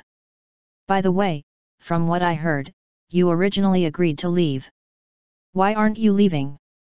Takan sheathed his sword and stared at Sungmin threateningly. At first, I was going to leave. Myung, he was originally much weaker than me, and I took pity on him while being thankful for being freed. But, now, I was instantly left behind. Even more, the guy learned extraordinary skills. I can't leave even if I want to until I make those skills my own. Takan grounded his teeth. Myung, his strength, had become Takan's weakness. He was going to leave without any lingering attachment once he learned and made the skill to manage time and the skill to seek reins his own, but it was impossible for him to learn those two skills no matter how much he tried. Just that in the process, his swordsmanship had improved. It's a night's sorrow. Bi Sungmin uttered a short phrase. As he wasn't a knight, he wasn't able to fully understand Takan's feelings. Besides that, let's hurry. We need to find out the next location before the mark disappears. As if it was useless, Takan shook his head and searched the Jiangxi sorcerer's body. Their enemies' bodies each had a different mark, and if they were to interpret it, they would be able to find out their next destination. However, they couldn't just scan the whole picture. The command clan strictly moved in cells. After confirming the mark on the Jiangxi sorcerer's body, Bi Sungmin nodded his head. Next, is the Sky Library. 6. It was the number of seals Hyacinth had collected. It wasn't a majority, but 6 seals was enough power to sway everyone's opinions. It was because the ones who thought Myung had reached his limit, and moved to open the trial of swords, had all lost. By now, they couldn't help but realize that something was off. During his last fight, Myung had used 4 times acceleration, and the siblings still left realized that Myung's strength wasn't shown in its entirety. Afterwards, they spared themselves from opening the trial of swords. Either way, with 6 seals, it became possible to even enter the hidden room. Normally, this place is only accessible by the guild master. The information collected from the special intelligence branch of the guild is all placed here. Hyacinth spoke tensely. Underneath the guild. The place they reached after gaining access past the numerous security and obtaining certification. In front of Myung's eyes, dozens of documents flew around. They were connected to pipe-like structures, and even now, documents that were heavily secured moved around continuously. It's here. The place Myung wanted to enter so much. The place where all manner of information was contained. As Myung returned from the future, his memory was imperfect. It was because Myung wasn't active during this period. It was around the time he first came out into the world after being kidnapped by the Forest of Death and spending 10 years in training. He only had information right before the start of the Great Calamity, and any other information was only from looking at people's status viewer histories. I will be able to figure out the exact whereabouts of Alexandro. The Sun Guild had an uncountable number of intelligence branches. Every branch was independent and neutral, and each had a different authority. Only the guild master, Alexandro, was able to make them act. Myung, please, take this. Hyacinth cautiously handed an earring. Myung couldn't help but be surprised as he looked down on it. Was this in the Sun Guild? As he concentrated on the earring, information regarding it popped up. Name, Conqueror's Earring. Rank, A++. Classification, Equipable Type. Endurance, 55,000. Effect, a necessity for a conqueror. Asterisk only equipable when pure intelligence and wisdom stats are above 400. Asterisk the higher the number of territories conquered or the level of territories, the recovery ability increases. plus 177%. Asterisk intelligence plus 20. Asterisk wisdom plus 20. When worn with contempt for the weak, magic resistance plus 50 and wilderness skill is usable. I found it by chance when I looked around the A rank storage room. The ring you are wearing is contempt for the weak, right? Ah, don't get me wrong. I can see information as a picture. Hyacinth cautiously spoke. She meant that she brought it after confirming how the contempt for the weak ring looked like through a picture and because it was the same thing as the one Weung wore. However, it wouldn't have been simply by chance. The storage rooms the Sun Guild possessed were all massive. It was no different for the A-rank storage room. All A-rank equipment were within the same storage room even though not all A-rank equipment was outstanding. She would have spent days and nights looking for equipment that would help Weung. The dark bags under her eyes told the truth. Thank you. It would have taken a long time if he was to try and look for it on his own. As he wore the earring, he felt that his body became a bit sturdier. A reality marble. It meant that it was a unique type that was matched to Weung. A reality marble had the power to reverse any situation depending on how it was used. An unexpected gain. After placing his hand on Hyacinth's head for a moment, Weung continued to look for documents. He looked through the mountain of papers for a quarter of a day. Hey! And he found out about an unexpected truth. I didn't think I'd find this here. Weung's gaze became deeper. Takan and B. Sungmin went up the Sky Library. It was easy to avoid everyone's attention. However, the person B. Sungmin and Takan met was enough to completely outrun their expectations. I can feel Azura's energy. Are you guys Azura's underlings? Ding ding ding. A man appeared as he played the lute. He wore a turban and gave off an uncommon vibe. It seems like you guys were the ones who disturbed our great work. Ho ho. His face was young but his voice and his tone were no different than an elderly man. As the man played the lute, the surrounding environment changed and a barrier was created. A reality marble. B. Sungmin spoke as if the man got him. Even B. Sungmin didn't think he would be able to make a barrier so quickly. Who are you? Takan asked. He wasn't able to get the gist of this strange energy. It was an energy Takan felt for the first time. The surrounding world slowly changed into the man's color. Then the man who held the lute spoke as he smiled. I am Moon, the sect leader of the Sky Devil Church and the successor of Makara, one of the 8 Deva guardians of Buddhism. Chapter 137, Sky Devil Church, 1. TL, Nadu. Editor, Lee Suras. Weung left the storage room after looking around a bit more. Alexandro. I now know why you disappeared. It was the story about the Command Clan and the Sun Guild. However, the story went a bit differently than how Weung had remembered. The incident in which the Command Clan tried to infiltrate the great city, failed originally. The incident ended quietly because the Command Clan was counterattacked before they could even fully start. All of the clans and guilds gathered their strength and drove them out. However, this time they weren't able to gather their strength. They weren't able to manage it beforehand. As a result, the Command Clan was able to infiltrate deep into parts of the great city. There is no greater butterfly effect than this. If the Sun Guild was the center of the 9 great guilds, the Lawless Clan was the center of the 5 great clans. But, the Lawless Clan was in a situation where they couldn't act easily. They were quite weakened because of the ancient spirit, the disordered terror. Because the Lawless Clan couldn't use their strength, the other clans cautiously studied the situation. They seemed like they weren't planning to become enemies with the Command Clan. A divided power was easy to penetrate through. Alexandro had realized this truth beforehand. There was no way for that snake-like bastard to just go into hiding for no reason.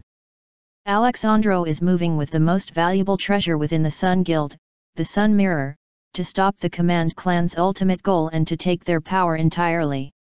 In other words, Alexandro hid himself to engross everything.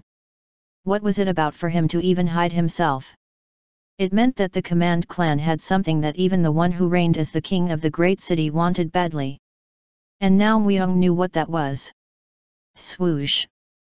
Muyong's hand touched anguish. The problem wasn't the Sun Guild. The sect leader of Sky Devil Church and the successor of Makara, one of the 8 Deva guardians of Buddhism. He was the mastermind. Even the command clan was just a chess piece controlled by him. I thought I heard a lot about it from somewhere. Sky Devil Church. There wasn't a group like that in the underworld. Well, used to not be one. However, it appeared all of a sudden. It was after the Great Calamity. They built a huge castle and lured people to become a place greater than the holy city Malalan. Then, a cult judge who took 2,000 soldiers to Sky Devil Church was killed and a huge battle called the Holy War erupted. However, they were unable to come to a conclusion easily. Even when 50,000 crusaders and 100,000 priests joined forces. For a newly created cult, the Sky Devil Church was extremely strong. And the one behind this strength. He raised devils. He was a devil. The cult leader, Moon, knew how to control devils. At one point in time, there were even rumors of him being a demon king, but in fact, he was half human. Another transcendental being with the blood mixed in. The holy city Malalan won in the end, but due to this, they weren't able to exhibit their great strength when the demon kings and demon gods invaded. And so, Muyong needed to catch him now. If Muyong lost him now, he wouldn't be able to take back the 10 years he would lose due to him, and Moon would deal a great blow, weakening humanity's strength after the Great Calamity. Muyong's gaze became much sharper. Moon, the cult leader of Sky Devil Church, was after one thing. Sky Devil. The devils of the sky. The source of evil. Wasn't it said that if you gather the 8 Deva guardians of Buddhism that Buddha would descend? That Buddha would descend and save humanity. There was such classified information. The Sky Devil was a similar context. From the sky, a true devil will descend and save humanity.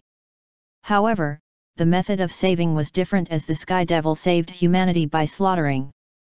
That man is trying to sacrifice the great city to descend the Sky Devil. Making those trials in all kinds of dungeons was just practice. He was currently trying to create the Sky Devil's trial. If it gets created, Muyong couldn't be certain of the results, but it would be a catastrophe large enough to wipe out the great city. No one would be able to stop him. If my memory is correct, Alexandro can't stop him. Moon was a transcendental being. He was human but also not human. Even if Alexandro was within the top 10 humans, he couldn't win against Moon. He could try to take one shot to win with the Sun Mirror, but from what Muyong remembered, Moon didn't have any flaws. He was someone who couldn't be assassinated. Of course, Muyong understood Alexandro's intentions. If he was to vacate the Sun Guild, the command clan would run wilder, and Moon, the one behind it all, would show himself. Alexandro was correct up to that point, but he misjudged as he didn't verify how strong his opponent was. Muyong knew because of his memories, but truthfully, there was no way for Alexandro to find out. I guess I need to stop him. Only Muyong perceived the situation correctly. However, if Moon was left alone like this, even Muyong would be swept away by him. Muyong refused to be in that sort of situation. He was going to kill Moon, the cult leader of Sky Devil Church, and keep his promise with Azura. And after finding out what Alexandro was really after, Muyong was going to snatch it from him. It would be enough if Muyong completed these two things. A barrier was used to block someone from entering. And a reality marble blocked the world from entering. It allowed the user to fill the space with their own color and suffocate their opponent. You're amazing. It's a shame you guys are Azura's underlings. Moon was relaxed. On the other hand, Bi Sungmin and Takan became total wrecks. Their bodies were burned all over and their joints were dislocated. They were only able to fight continuously up until now because their skills greatly improved while they were with Muyong. It was true. Their skills did improve. However, it wasn't enough. To kill Moon, that monster. Whose life is more of a waste? Taken held his sword properly. Within the barrier, it was crawling with devils. Like a flock of bats, there seemed to be at least a few thousand. The devil's Moon had raised within his reality marble. No matter how many they killed, there was no end. Because of this, they couldn't even reach him. If you really calculate it, I think it's more of a waste for the lich to die. Kue. Your eyes must be skewed. You will be sorry if you look down on the evil spirit predator Taken. It's sad to kill you guys both. What do you guys think about becoming my underlings by accepting my right? Right. The blessing of the Sky Devil. You will forget all your worries and your sorrows. Being invited to true paradise. I'll grant you a greater happiness. It was no different than a pseudo-religion. On the outside, it seems the same as any religion, but the roots were very different. The rite he talked about probably meant brainwashing. Do you think I'll be brainwashed by someone like you? The evil spirit predator Taken. He was the terror and king of evil spirits and had devoured numerous evil spirits. Although his strength did decrease quite a bit by coming to this world, his will didn't die off with it. Turn his back because he was going to lose? Well, Taken didn't really have any promises to keep with Muyong. Since Muyong only bossed him around.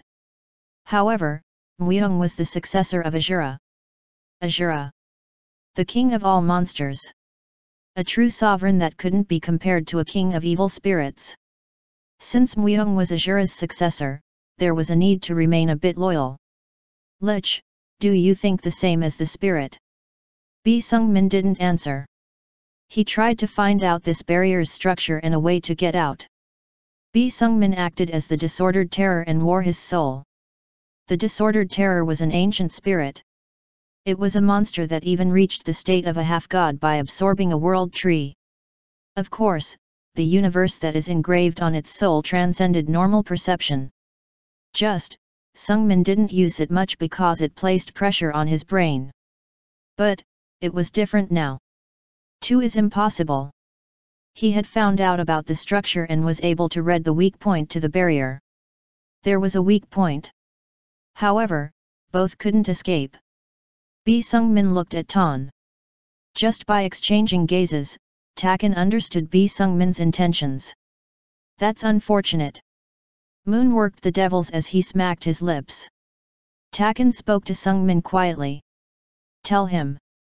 Although the time we spent together was short, that it was fun. Things he couldn't experience while trapped in Azura's path.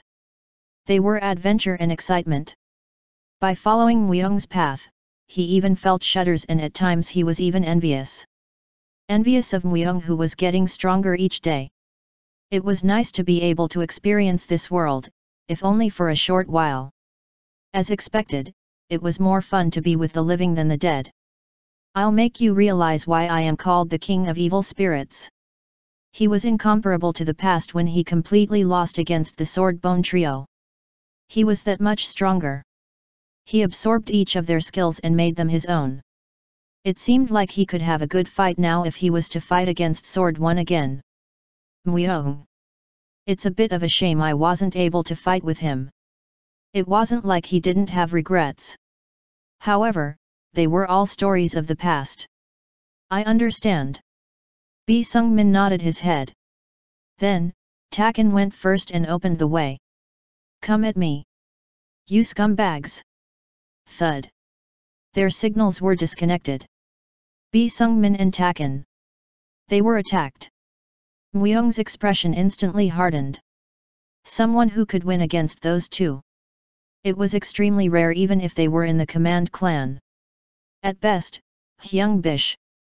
However, it would still be impossible for Hyung Bish to fight and kill them both. Bi Sungmin and Taken's visions weren't accessible. It was strange. When an undead dies, what they last experience before their death normally becomes visible to Muyong. This was one of the Death Lord's authorities. However, no images entered Muyong's head. He just felt the disconnection from the two. Someone who can offset an authority. Furthermore, if it's the Death Lord's authority? It could only be a transcendental being. Among the humans, there was currently no one who was close to becoming a transcendental being. But, there was someone who he was suspicious about. Moon. Moon. He was a transcendental being when he first appeared 10 years in the future. Of course, he would be in a similar state or slightly weaker right now. Ground. Myung ground his teeth. It was a costly mistake to lose Bi Sungmin and Takan. However, he couldn't just stay put. I'm certain that they were heading towards the Sky Library. But, he was still able to know where they were headed. The connection lasted until there. However, if they camped at the Sky Library, it was impossible for him to go up there alone. Abdullan. That's why Myung returned to the Sun Guild and went to Abdullan with Hyacinth. Abdullan was the vice guild master of the Sun Guild. There wasn't anyone even protecting his room. It was because his hands and feet were tied due to Hyacinth's brothers and sisters. You are Myung, and Hyacinth. Abdullan lowered his head as he wore a white gown. Myung spoke instead of Hyacinth. Right now, the great city is in grave danger. You are already familiar with the invasion of the Command Clan, right? Abdullan's face hardened.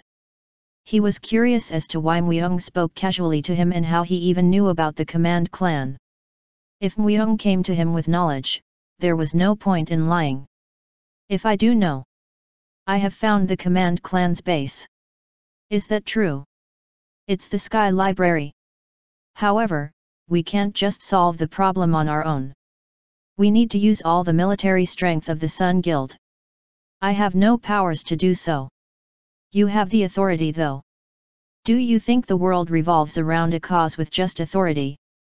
Myung shook his head. Then, Hyacinth came forward. I'll help.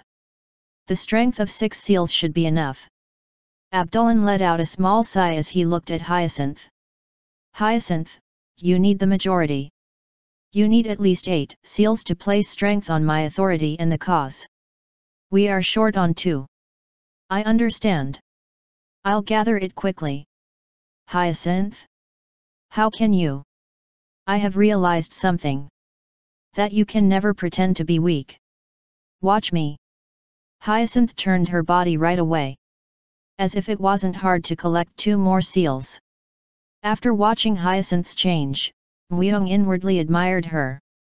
She is growing. The weak girl in the past was slowly becoming an adult. This also could be considered as a development. Chapter 138, Sky Devil Church, 2. TL, Nadu. Editor, Lee Suras. Bi Sungmin opened his eyes. He had lost consciousness for a while as he used all his holy and magical powers to rip through the reality marble. My phylactery is badly damaged. Bi Sungmin looked at his body coldly. Due to the Lich's characteristic, Bi Sungmin's body was immortal. But, if his phylactery located near his heart was destroyed, even Bi Sungmin would die. Right now, that phylactery was damaged and he was unable to properly recover from the injuries on his body. The problem was that the phylactery didn't recover naturally. He needed to devour something that had either the darkness or light attributes, or return to Myung's side to fully recover. This is... He looked around. It was all wasteland. I bounced out. It seemed like he was bounced off due to a strong repelling power when he escaped the barrier. As he was unable to see the great city, it seemed like he was quite far away. Also, he felt a strange gap in time. How long has it been? He couldn't tell. He stood up as he placed his hand on the ground. I need to let him know.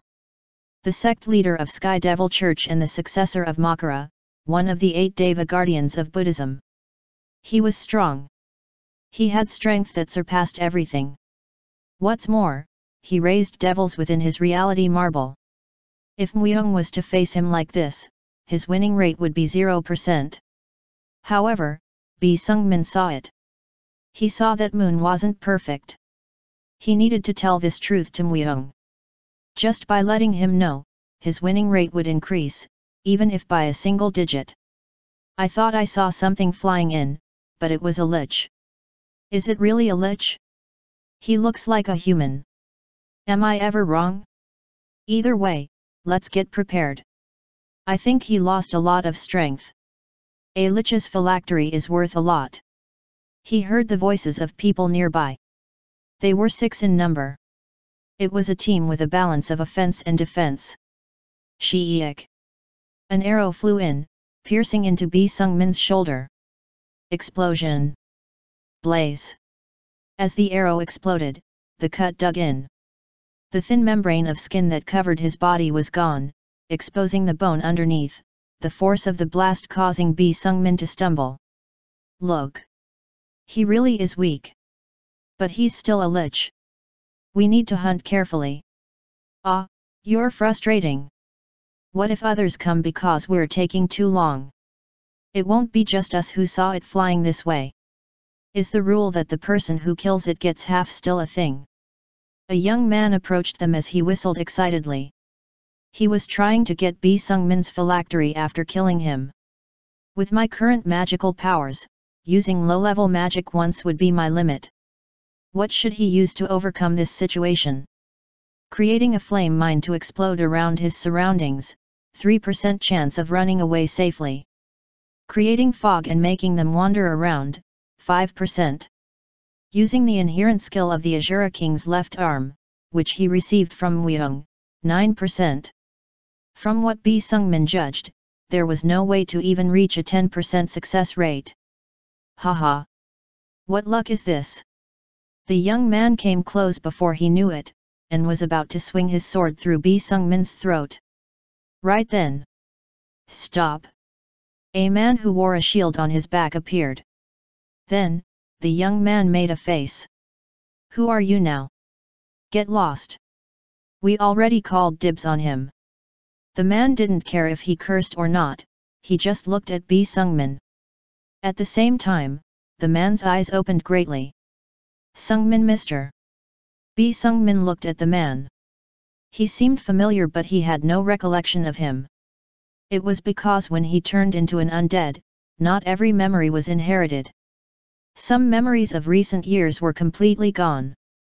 The man, Kim Tae-won, took out his shield. If you leave quietly, I won't do anything. However, if you continue to intimidate that man, I will have to show force. Bullshit. What a shitty show-off. The young man clicked his tongue and when he was about to cut him with his sword. Twung. The shield flew and smacked the young man's body. Cough. Although he didn't receive an attack that was enough to kill him, he became unconscious right away. Shing. Thud. As an arrow flew in, Kim Tae-won grabbed the arrow and snapped it. Afterwards, the shield automatically returned to Tae-won's hand, and the fight began. Bi Sungmin just looked at the scene. A great master of shieldsmanship. Just with his shield, he overwhelmed the party. Of course, compared to Myeong or Takan, he lacked quite a bit, but the longer he watched the man, he had a weird feeling. Even though he should be someone whose feelings and emotions should have almost all been erased. Who is he? His feelings were very complex. After instantly winning against the 5, Kim Tae-won approached Bi Sungmin. Are you okay? Hugh, how did you end up like this? Who are you? Did you forget? I'm Tae-won. Kim Tae-won. Kim Tae-won? He still could remember him.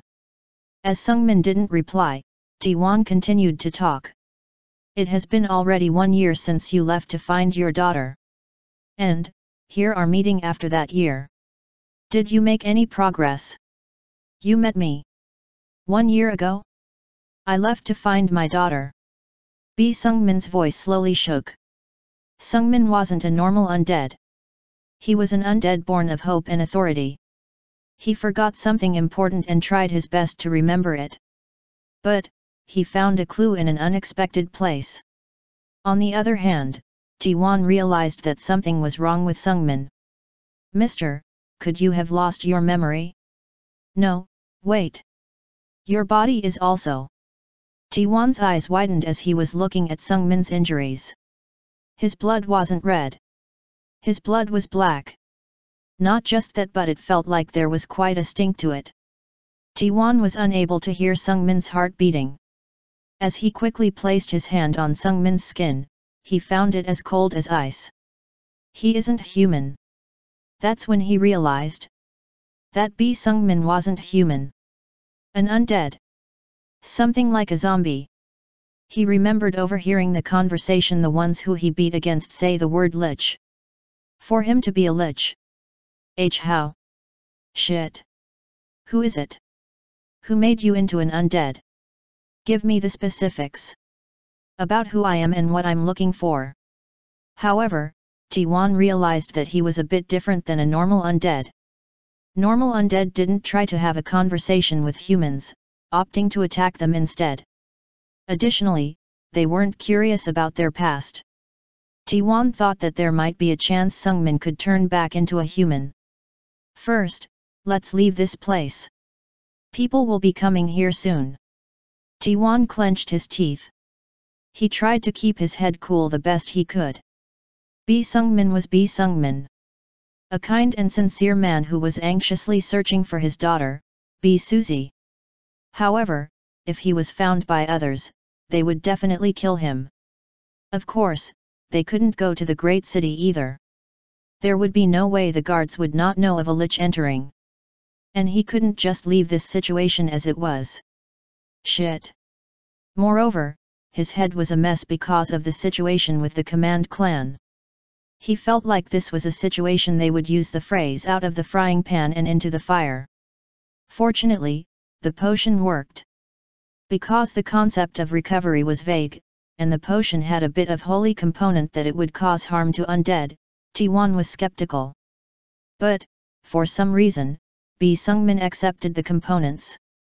Like T1 expected, Sungmin wasn't a normal undead. Afterwards, the two had a conversation. Their ordeal that was just 1 year ago, that Sungmin had no recollection of. You mean I have a daughter? Yes. Her name is Suzy and she should be around 10 years old now. She was a really nice and cute girl. We would even laugh and say that she's a small angel. Suzy was like an oasis in a desert. She was very popular not because she was simply just kind and cute but because she was smart for her age. Then where is my daughter Suzy? The Fighting King kidnapped her. You left the great city to find him. This was 1 year ago. The Fighting King had. Sungmin continued to say that title. Fortunately, it seemed like he believed to a certain degree of what Kim T1 said. Although he was weakened, Sungmin knew how to differentiate between a truth and a lie. The power of the spirit within him made it possible. My daughter, Suzy, tell me more about her. And so, his voice became a bit softer. T1 nodded his head. We were summoned to the Blue Temple, where you lost both your arms. Though, for some reason, you have a pair now. Anyway, after that Suzy did everything. If Myung wasn't there, that would have also been impossible. There were quite a lot of things Myung helped out. Although he was extremely cold, the warmth he rarely showed was enough to invigorate everyone. Suzy was really amazing. When she came out of the Sky Library, over 1,000 people gathered to take Suzy into their group. I just had 2 to 3 people. Haha. Sungmin still had a cold expression. However, it felt like he slowly opened up. Knowing that Suzy was his daughter and as his daughter received compliments, it really felt odd to him. I was looking for my daughter. He didn't even know what he was looking for. But, he had a strong obsession that he needed to find something. Now he found out what he was looking for. Suzy.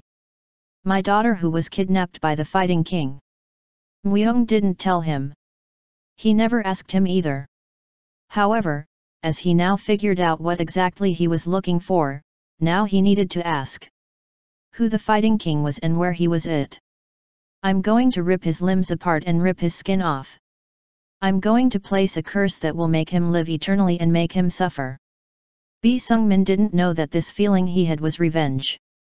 One after another, his feelings were being revived. Things that weren't allowed for an undead.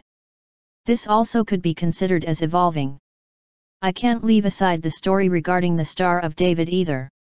That time. I need you to go to the great city and bring news. Hey! Please give this crystal to Muyong. Brrrr. Tiwan shivered his whole body. Muyong, he said Muyong. That name popped out of Sung Min's lips. The man really was Muyong Hyung Neem. A few days ago, Tiwan was attacked by the Command clan. That time, someone who he suspected as Muyong came forth and killed them before disappearing into thin air. Tiwan was able to escape after many complications. However, afterward that incident, he was able to continue living in hiding outside of the great city. Go to the Sun Guild. I'll join afterwards. Bi Sungmin passed Kim Tiwan a crystal the size of a fingernail which contained his memories and information. Of course, he also placed appropriate measures just in case. His relationship with Kim Tiwan seemed certain, but he placed a trap using all his magical powers just in case. If Tiwan was to go to the wrong place, the crystal would self-destruct. It is really the Muyong I remember. Find out with your own two eyes. Bi Sungmin was unable to enter the great city. He needed time to recover. Even the connection with Muyong was momentarily disconnected when he escaped Moon's reality marble. It seemed like Tiwan was the only way for him to deliver a message to Muyong as of right now. Tiwan looked at the crystal given by Sungmin. I have no idea what on earth is going on. His mind was complicated. However, one thing was certain. I need to confirm it. Their relationship continued even now. Tiwan felt he could solve the problem regarding the Command clan and the mysteries happening within the great city once he saw Muyong. He's able to deal with death. The reason why Sungmin Mr. became a lich would definitely be connected to him. Tiwan nodded and then turned his body. Please take care. I'll quickly go and come back. The great city was chaotic. It felt like everyone was on edge. They seemed to be holding their swords and were suspicious of their surroundings. He even saw a few buildings completely destroyed. But, there were no signs of them being fixed. Strange. It was very different from the normal lively scenes of the great city. While walking in the gloomy atmosphere, Tiwan was able to coincidentally meet a mercenary. As the mercenary, he saw a few times from the underground past him on the street. Tiwan grabbed hold of him. Hey, did something happen? Oh, Kim Tiwan. You were alive. I was outside the great city for a bit to complete a request. Is that so? I knew it. I felt that it was odd for you to suddenly ask what happened in this current situation. The mercenary heaved a deep sigh. However, it wasn't long. At most, 15 days. Tiwan felt like something happened during that period of time. The mercenary whispered into Tiwan's ears. It's been crazy these days. The Sun Guild lost. They lost. As Tiwan spoke loudly, the mercenary was startled. The mercenary quickly blocked Tiwan's mouth with his hand and spoke quietly. Shhh, speak quietly. Either way, the Sky Devil Church appeared. People say they placed their base at Sky Library. The Sun Guild attacked with a great army, but they lost. They say that they were looking for cooperation from other groups and were preparing for a second attack, but it's hard to say what's going to happen. Tisk tisk. The Sun Guild lost. They lost within the great city. Something that couldn't happen, happened, and Tiwan was silently shocked. And so the atmosphere is like this because of it. Well, there was that, but the Command clan has also infiltrated the great city. Right now, it's a commotion because of this. If a house suddenly gets destroyed, a trial is started by force, and these things occurred frequently. A trial. A trial. It was a kind of test. It was a fight with your life on the line. If you live, you would receive a reward, but if you die, it was the end. It seemed like the partially destroyed buildings in his surrounding were sacrificed like that. You be careful. If you seem a bit suspicious, the guards will try to kill you. Thanks for the advice. Phew, due to this situation, we have more work, but the problem is that many people are dying off. If this continues, I might need to leave the great city. The mercenary clicked his tongue and left. Tiwan's expression hardened. In just 2 weeks, rapid change seemed to have happened. Chapter 139, Sky Devil Church, 3. TL, Nadu. Editor, Lee Suras. How in the world did Myung Hyung Neem enter the Sun Guild? Kim Ti-won started to act quickly as he realized there wasn't much time left. Afterwards, Ti-won couldn't help but tilt his head to the side when he arrived at the front gate of the Sun Guild. As he had been so busy, he wasn't able to think deeply, but he had no way of knowing how Myung became part of the Sun Guild. From what I remember of Hyung Neem's skills, even the Sun Guild would be interested in him. That's right. Myung was strong. From the time they met at the Blue Temple, he was strong, incomparable to anyone else. Even the Great Sun Guild would try anything to recruit him if they knew Myung's true worth. However, Myung was always alone. He never socialized with anyone. He seemed like he purposely made a distance between others so that they didn't interfere with one another. And that sort of man entered the largest group, the Sun Guild? Those who know of Myung wouldn't be able to help but smile at the thought. Of course, it was in itself hard to believe that he was still alive. As he had thought Myung died in the Sky Library. Even when he met the fully armored man a while ago, and had suspicions that the man might be Myung, but he didn't bother to really check because of the same reason. Ti-won was certain to some degree of Myung's death. If he is alive, he would have secretly infiltrated the Sun Guild because he had a plan. Ti-won inwardly nodded his head. Myung didn't like showing himself. He would have certainly spent his time with other guild members quietly. Even if Ti-won was to enter the Sun Guild, it was most difficult to know how he was going to find Myung. Stop! What can I do for a member of the Luminescent Guild? The Sun Guild's main castle. It was a huge castle that had about 10 floors, and surrounding the huge building, the atmosphere was chaotic. Ti-won was fully alert as he felt like the guards who were walking around the place would draw their swords at any time. Among the guards, one asked Ti-won after seeing the luminescent mark on his shoulder. I'm looking for a person. Who are you looking for? Someone named Myung. He might go by a different name. Please allow me to enter to find him. Are you talking about Myung, the commander-in-chief? Ti-won's eyes shook slightly. Was there such a position in the Sun Guild? If there was, he could feel the greatness of the position just from hearing his title. The commander-in-chief represented the highest commanding officer within an army. The commander-in-chief. Actually, the commander-in-chief did say that someone would come looking for him. Who should I tell him you are? Ti-won was still doubtful, but the cold atmosphere lifted somewhat. Since only the members of the Sun Guild knew about Myung, they felt that it would be unlikely for an enemy of his to appear. On the other hand, Ti-won was just dumbfounded. Was the commander-in-chief really the Myung he thought he knew? Myung's image was always close to solitude, but the title was completely opposite to that image. On top, it was a ridiculously fast promotion speed. It had only been a year since Myung disappeared. It was obviously impossible for Myung to become the commander-in-chief in just 1 year, even if he entered the Sun Guild right away and built his status. It would have also been impossible for Myung to gain that much ability in just 1 year. It was because, at the Blue Temple, Myung did stand out, but compared to the strongest humans, he was still lacking. I'm Kim Ti-won. Either way, the die were cast.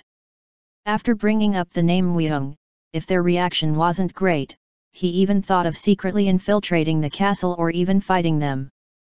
Please wait here for a moment. A guard left. However, they didn't easily let Ti-won in. They're impenetrable. There were more than 20 people visible to Ti-won. To protect the castle, this many people were on watch. After waiting for about 30 minutes, the guard who went into the castle quickly ran out. "Please, enter. The commander-in-chief wishes to see you." How many people were members of the Sun Guild? There was a statistic that there were more than 20,000 people. Among them, most were middle-aged men who were members of the Sun Guild for more than 5 years, and if he counted the visitors who stayed at the castle, there seemed to be about 21,000 to 22,000 people. If he added the people who worked for them, the numbers multiplied. Amongst the guilds, the Sun Guild definitely had a lot of members to be within the top 3. Of course, the group with the most members was, of course, the holy city Malalan. The city itself was a sanctuary and its inhabitants were a part of the group. Either way, that many members didn't all stay at the main castle. Nevertheless, the castle seemed full. "You just need to open this door and go in." The guard who escorted him up the 10 floors purely by walking slightly lowered his head and looked at the large iron door that was in front of T1. T1 was overwhelmed just by walking up. Even though T1 entered the Luminescent Guild, one of the 9 guilds, the size was incomparable. The Luminescent Guild might be half the size of the Sun Guild at most. But, did that mean the members of the Sun Guild were for quantity rather than quality? That wasn't the case. Dragon Pond, Tiger Cave 1. A pond where the dragon lives, or a cave where tigers live. T1 felt like he came to a place like that. T1 swallowed his saliva. Is the person on the other side of the door really Myung? Kriok. He pushed the door half in doubt. Soon, the huge iron door pushed back and the interior of the room was visible. "It's been a while." T1 couldn't help but freeze due to the voice that spoke as soon as he entered the room. He couldn't help but do so. There was no way he would have forgotten that voice. "Myung, Hyung Neem. Brrrrrrrr." He felt a shudder. He was truly Myung. Before he arrived, he thought perhaps it might be Myung, but it was no more than a thought. He also slightly felt as though he was dreaming. What was more surprising was Myung's appearance. It's the same. Myung wore the same armor as the man that disappeared into dust after dying from Hyungbish. Different from the huge door, the room was small and Myung was sitting in a chair with a dragon design while he looked over his responsibilities. It didn't suit him, but it was still Myung. "Were you here from the beginning?" "I entered just recently. I think it has been a bit more than a month." "What's this about the commander-in-chief?" "It's my first time hearing about such a position." After putting down the documents he was looking over, Myung looked at T1. It was a position created temporarily. "Since there is no one better than me to get rid of the bastards that are roaming around." That grandiose title wasn't made by me though. It was Hyacinth's opinion. That Myung needed a title that showed his high position to lead others. T1 was speechless as he was dumbfounded. In his head, T1 couldn't understand what in the world Myung would have done to receive such a position so easily from the Sun Guild. No, he was confused as to if this Myung was the Myung he knew of. In this place where there were tons of strong men, Myung had to be strong to be within the top 10 humans to stand out. "There are probably a lot of things you would like to tell me. But, before that, isn't there something you need to give me?" "Ah." It seemed like Myung roughly knew why T1 came to this place. T1 nodded his head. Afterwards, he took out a crystal the size of a fingernail from his side. "Sungmin Mister told me to give this to you. It's an information crystal." There was a low possibility for them to drop a crystallization when a noble devil died. It seemed like B. Sungmin created something similar on his own after watching. The magical power was contained in the crystal in the form of letters and images. After receiving the crystal, Myung's expression instantly became serious. "Moon. It's about him." Myung knew B. Sungmin didn't die. Although he didn't know about the details of the situation, he thought that Sungmin would approach him in some way. Then, T1 appeared and gave him a crystal with important information. Muyong dismantled the crystal with his eyes and concentrated on it further. Muyong did attack the guys who camped at the Sky Library once but lost. The Command Clan, Jiangxi, and some guys who he wasn't able to identify. Probably the followers of the Sky Devil Church. And Moon. He wasn't able to push them away. Although Muyong was able to evade all kinds of traps and fight them face to face, he was stopped by the mighty 7th type of Jiangxi and Moon. Muyong went into battle himself, but the results were the same. Even if Moon hit his body, there was no gap to get to him. Numerous devils protected Moon. As a result, they failed in their assassination. To assassinate a strong person, they said it took a while, but to assassinate Moon, it seemed like it would take at least a few years. It seemed like he didn't have any kind of weakness. However, the information Bi Sungmin gave him would be different in some way. Moon. He deals with this space, and within it he raises devils. He uses power related to the space, but he has a weakness. He flinched while he read along the inner crystal. A weakness. Moon had a weakness. A signpost to maintain the space. There wasn't anything visible like a talisman. It is impossible to always maintain that much space and devils just by using a skill. It meant that his powers can only be exhibited in special areas. The hexagrams buried underground. If you destroy the things made by an unknown material, Moon would also lose his strength. A total of 6, 1 in the Sky Library and the other 5 placed somewhere within the great city. Clench. He clenched his left fist tightly. And pressed the button on top of his desk. Beep. It filled the castle with noise. What did you do? It's the signal to strengthen the boundaries and to hold an emergency meeting. Follow me. Muyong quickly started to move.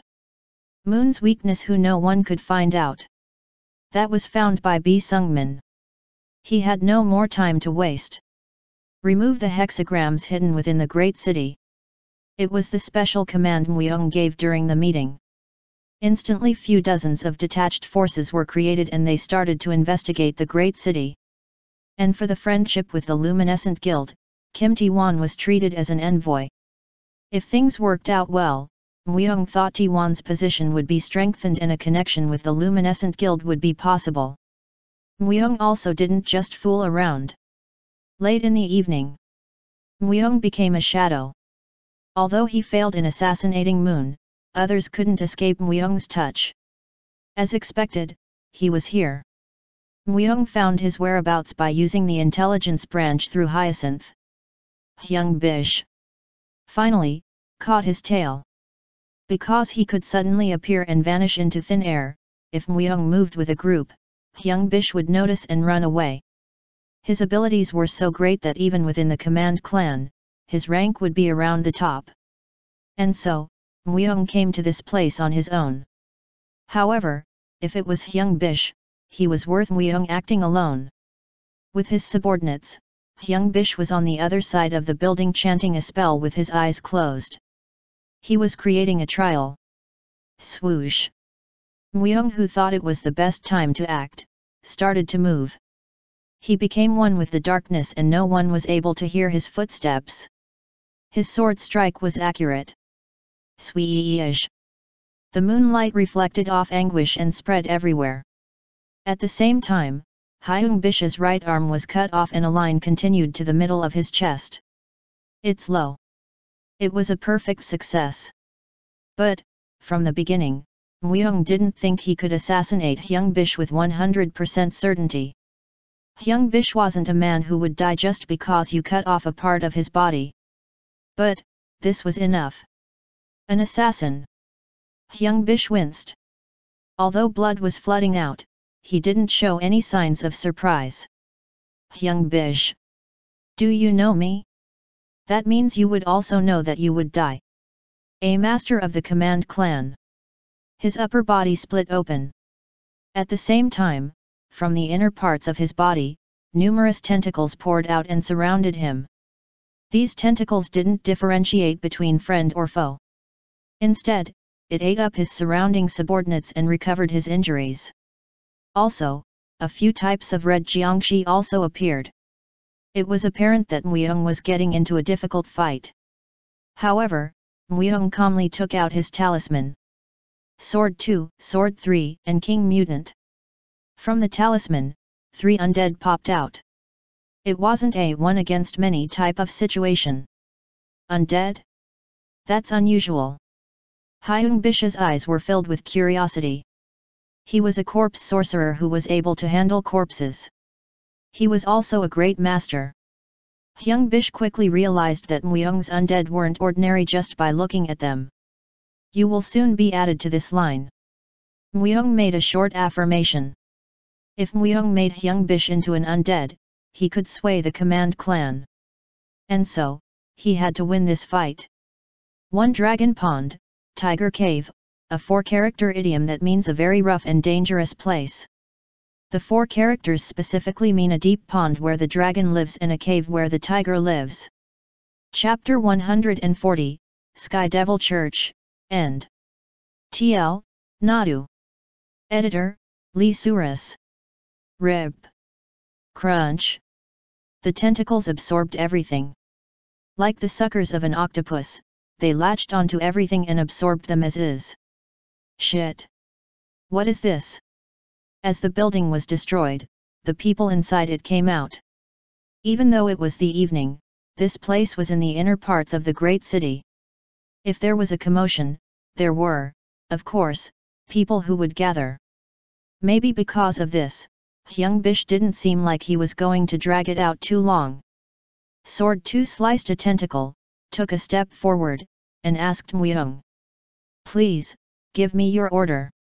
Take care of the Jiangshi. I'll take care of him. The 10th type, the red Jiangshi, and the 4th type, the black Jiangshi. The Jiangshi were corpses and they were unable to feel pain. Even if their attacks didn't reach Muyong, they were still enough to be a hindrance. Muyong made Sword 2, Sword 3, and the King Mutant take care of those creatures. It seemed like he could categorize the red Jiangshi as at most being high rank, and the black Jiangshi at the first level of the highest rank. Just by simple calculations, his undead might seem lacking, but Sword 2, Sword 3, and the King Mutant weren't ordinary undead. Just because their levels of power were similar didn't mean the results of the fight would be the same for the fight between the undead. It was enough if they just stalled. Hyung Bish, let's settle this today. In the past, when Muyong was active as an assassin, Muyong had a connection with Hyung Bish. While he was completing an assassination, he had to face the person's bodyguard. While he succeeded in his assassination of the target, Hyung Bish had crazily gained on him. Muyong tried to avoid useless fights and make an escape, but because Hyung Bish persistently followed him, they fought day and night for 2 days. In the end, they both became wrecks and the fight became a draw, but now was the time to complete the match that they weren't able to finish back then. Receive my baptism of death. Hyung Bish repeated a spell. Then, on top of his head, a space was opened and a huge skeleton's face popped out. The skeleton's blank eyes looked at Muyong. Death. That skeleton was death itself. The power to kill the person it continuously looked at. A skill that was like a big cheat. However, it definitely had a limit. The 6 paths, the Azura's path. Muyong also opened the entrance to another world. If death popped out, then he just needed to fight it with his own manifestation of death. It's been a while since I've breathed the air outside. Murtyudun popped out in a semi-transparent form. Murtyudun wore a gold crown and held a silver trident, but there was a change in his outer appearance. His body was similar to a frog, but his head was changed to something similar to a seahorse. It seemed like he was slowly taking the form of the Murtyudun king in past literature. Fight against death. Is death the name of the skeleton? He is truly ugly. Murtyudun laughed uproariously and called out specters. The numbers were a staggering 3,000. It appears it was more quantity than quality, but it was more than enough to wrap around that skeleton's head. As his skill became instantly disabled, Hyung Bish frowned. What a strange guy. The gaze Hyung Bish gave Muyong was definitely filled with shock and respect.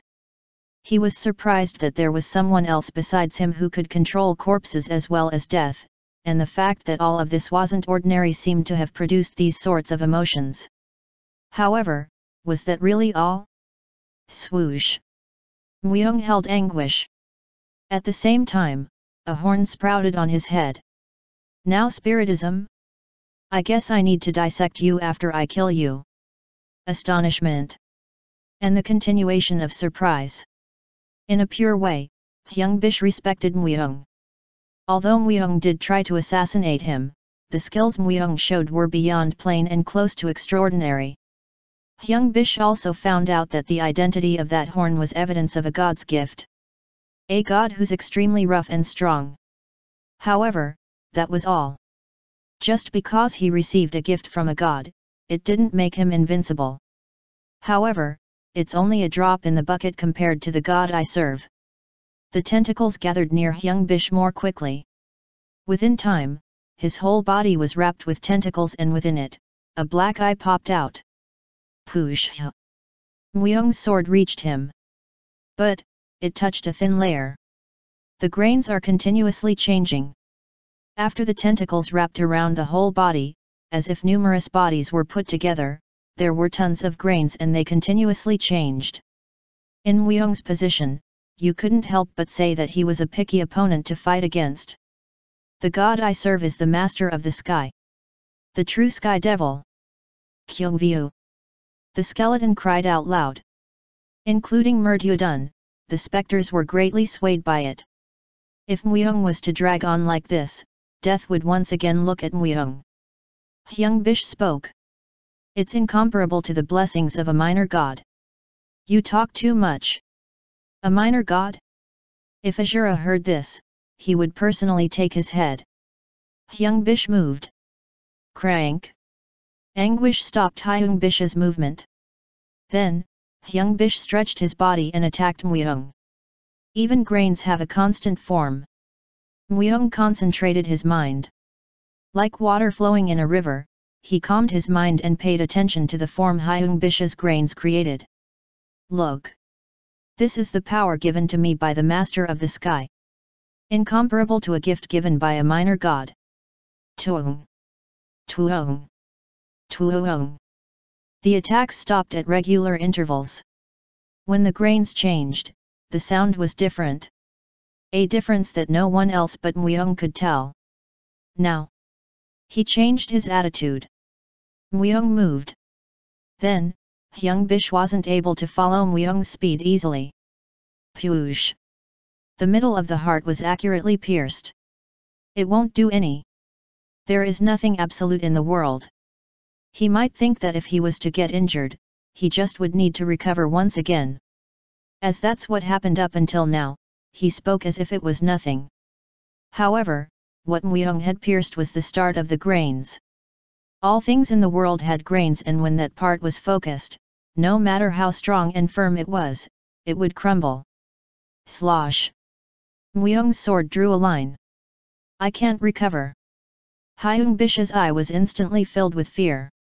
The regeneration had stopped. His body didn't move as well. As if he was stabbed by a hook. It was the first time this had happened. When he met Moon, Moon was able to oppress his devilishness, but wasn't able to confine his body. However, this guy was strange from beginning to end. He was eccentric. Barojio, Kunyaraja. Hyung Bish cast a curse. Then, the surrounding space was distorted and a new world started to form.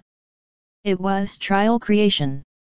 He was trying to create a trial forcefully and separate his body. Even in front of Myung, a message related to the trial started to pop up. A small hole. The trial didn't expand yet. Myung continued to strike the grains and took out a dagger from his side. And threw it inside the end part of the small hole. Everything has grains. This world would also have grains for sure. If Myung was to surpass King Slayer's level, he would definitely be able to see him again. It was the same about the trial. Even more, when it wasn't completely created. It was much easier to read the grains. Ryeb. Ryeb. The dagger Muyong threw was nailed to the grains of the trial. Then, the trial that was being created was once again destroyed. Hyung Bish looked at it as if he couldn't believe what he was seeing. Who are you? How is this possible? Something that couldn't have happened, had happened. Now, it wasn't even extraordinary. It was impossible. An area where he couldn't understand in his head. A gift from God? Simply just by looking at what Muyong had accomplished, it was enough to make others believe he was a god himself. However, that was Hyung Bish's last regret. Azura's blessing. A strengthening of a title. It wasn't bad. However, Muyong paid attention to the residue left after Hyung Bish changed. As evidence of a god's gift, a black eye popped out that then turned into a small gem and rolled onto the ground. When he grabbed the fragment with his hand and looked at it, the Eye of the Sky was activated. Name, Immortal's Fragment. Rank, None. Effect, a fragment of the Immortal King. When the fragments are collected, it transforms into an essence and the essence becomes a material to administer the strength of the Immortal King. The Immortal King. He had found the second clue. He never thought Hyung Bish would have it. Moon would also have a fragment of the Immortal King. There were a lot of similarities between the energy felt by Hyung Bish and Moon. However, Moon was much stronger than Hyung Bish. It meant that Moon had a bigger fragment or more fragments than Hyung Bish. Art of Death. From the tips of Muyong's hand, a dark energy stretched out. A. Name, Hyung Bish. Level, 435. Type, Dark Champion. Strength 440. Agility 379. Stamina 500. Intelligence 422. Wisdom 385. Magic resistance 330. Power of Death 410. Plus skills tentacles, A, Jiangshi technique, A+, Death, A+, and Devilification, A, are usable. Plus understanding of death, immune to mind control. Plus extraordinary defensibility. Plus at most, 20th type of Jiangshi can be controlled. As Hyung Bish was turned into an undead, the surrounding Jiangshi also stopped moving. And as they were dependent on Hyung Bish, they slowly kneeled to Muyong. Greetings, Master of Darkness. There were 5 red Jiangshi and 3 black Jiangshi that were fine. Just with this, his military strength had greatly risen. Not enough to reach Moon, but enough to sway the command clan. Moon. You have a fragment. Muyong's eyes became heavier. Moon didn't just have an immortal's fragment but another fragment as well. Fragments of the fissure. He remembered how Anguish cried when he approached closer to him. It had realized that another fragment of the fissure was nearby and cried. Gremory asked Muyong to find 3 fragments. And among them, one was kept by Moon, the sect leader of the Sky Devil Church. Moon's eyebrows wiggled. He has started to disturb my source. The 6 hexagrams placed within the whole great city. They were Moon's strength, but that wasn't all. However, the Sun Guild was disturbing the hexagrams, thinking that they could just weaken Moon's strength. Those fools, it's already too late. Of course, it was definitely enough to weaken Moon's power. But, they were already too late in dealing with a more important matter. The hexagrams have already absorbed the energy they needed. The preparation in creating a trial was also completed. Since they had already completed a few dozen experiments to check that there was nothing wrong, now it was time to complete the final step. Moon smiled. And spread both arms wide. Oh, Sky Devil! Swoosh! Red stars started to fall from the sky. Although they seemed like a group of shooting stars, they all didn't seem right. A scene hard to see even in the demon god's territory. However, this was all planned by Moon. He was the sect leader of the Sky Devil Church. And what Moon wanted to carry out in the great city was the advent of the Sky Devil. Soon, the hexagrams that wrapped around the great city started to emit red light towards the end of the sky. The falling stars reacted to the light and were altered into blood. It felt like the world was covered by the light. Moon shivered. At last, at last. After a long time of waiting, he attained his long-cherished desire. From Moon's forehead and both wrists, a devil's seal came into view. At the same time, the great city was drenched in blood.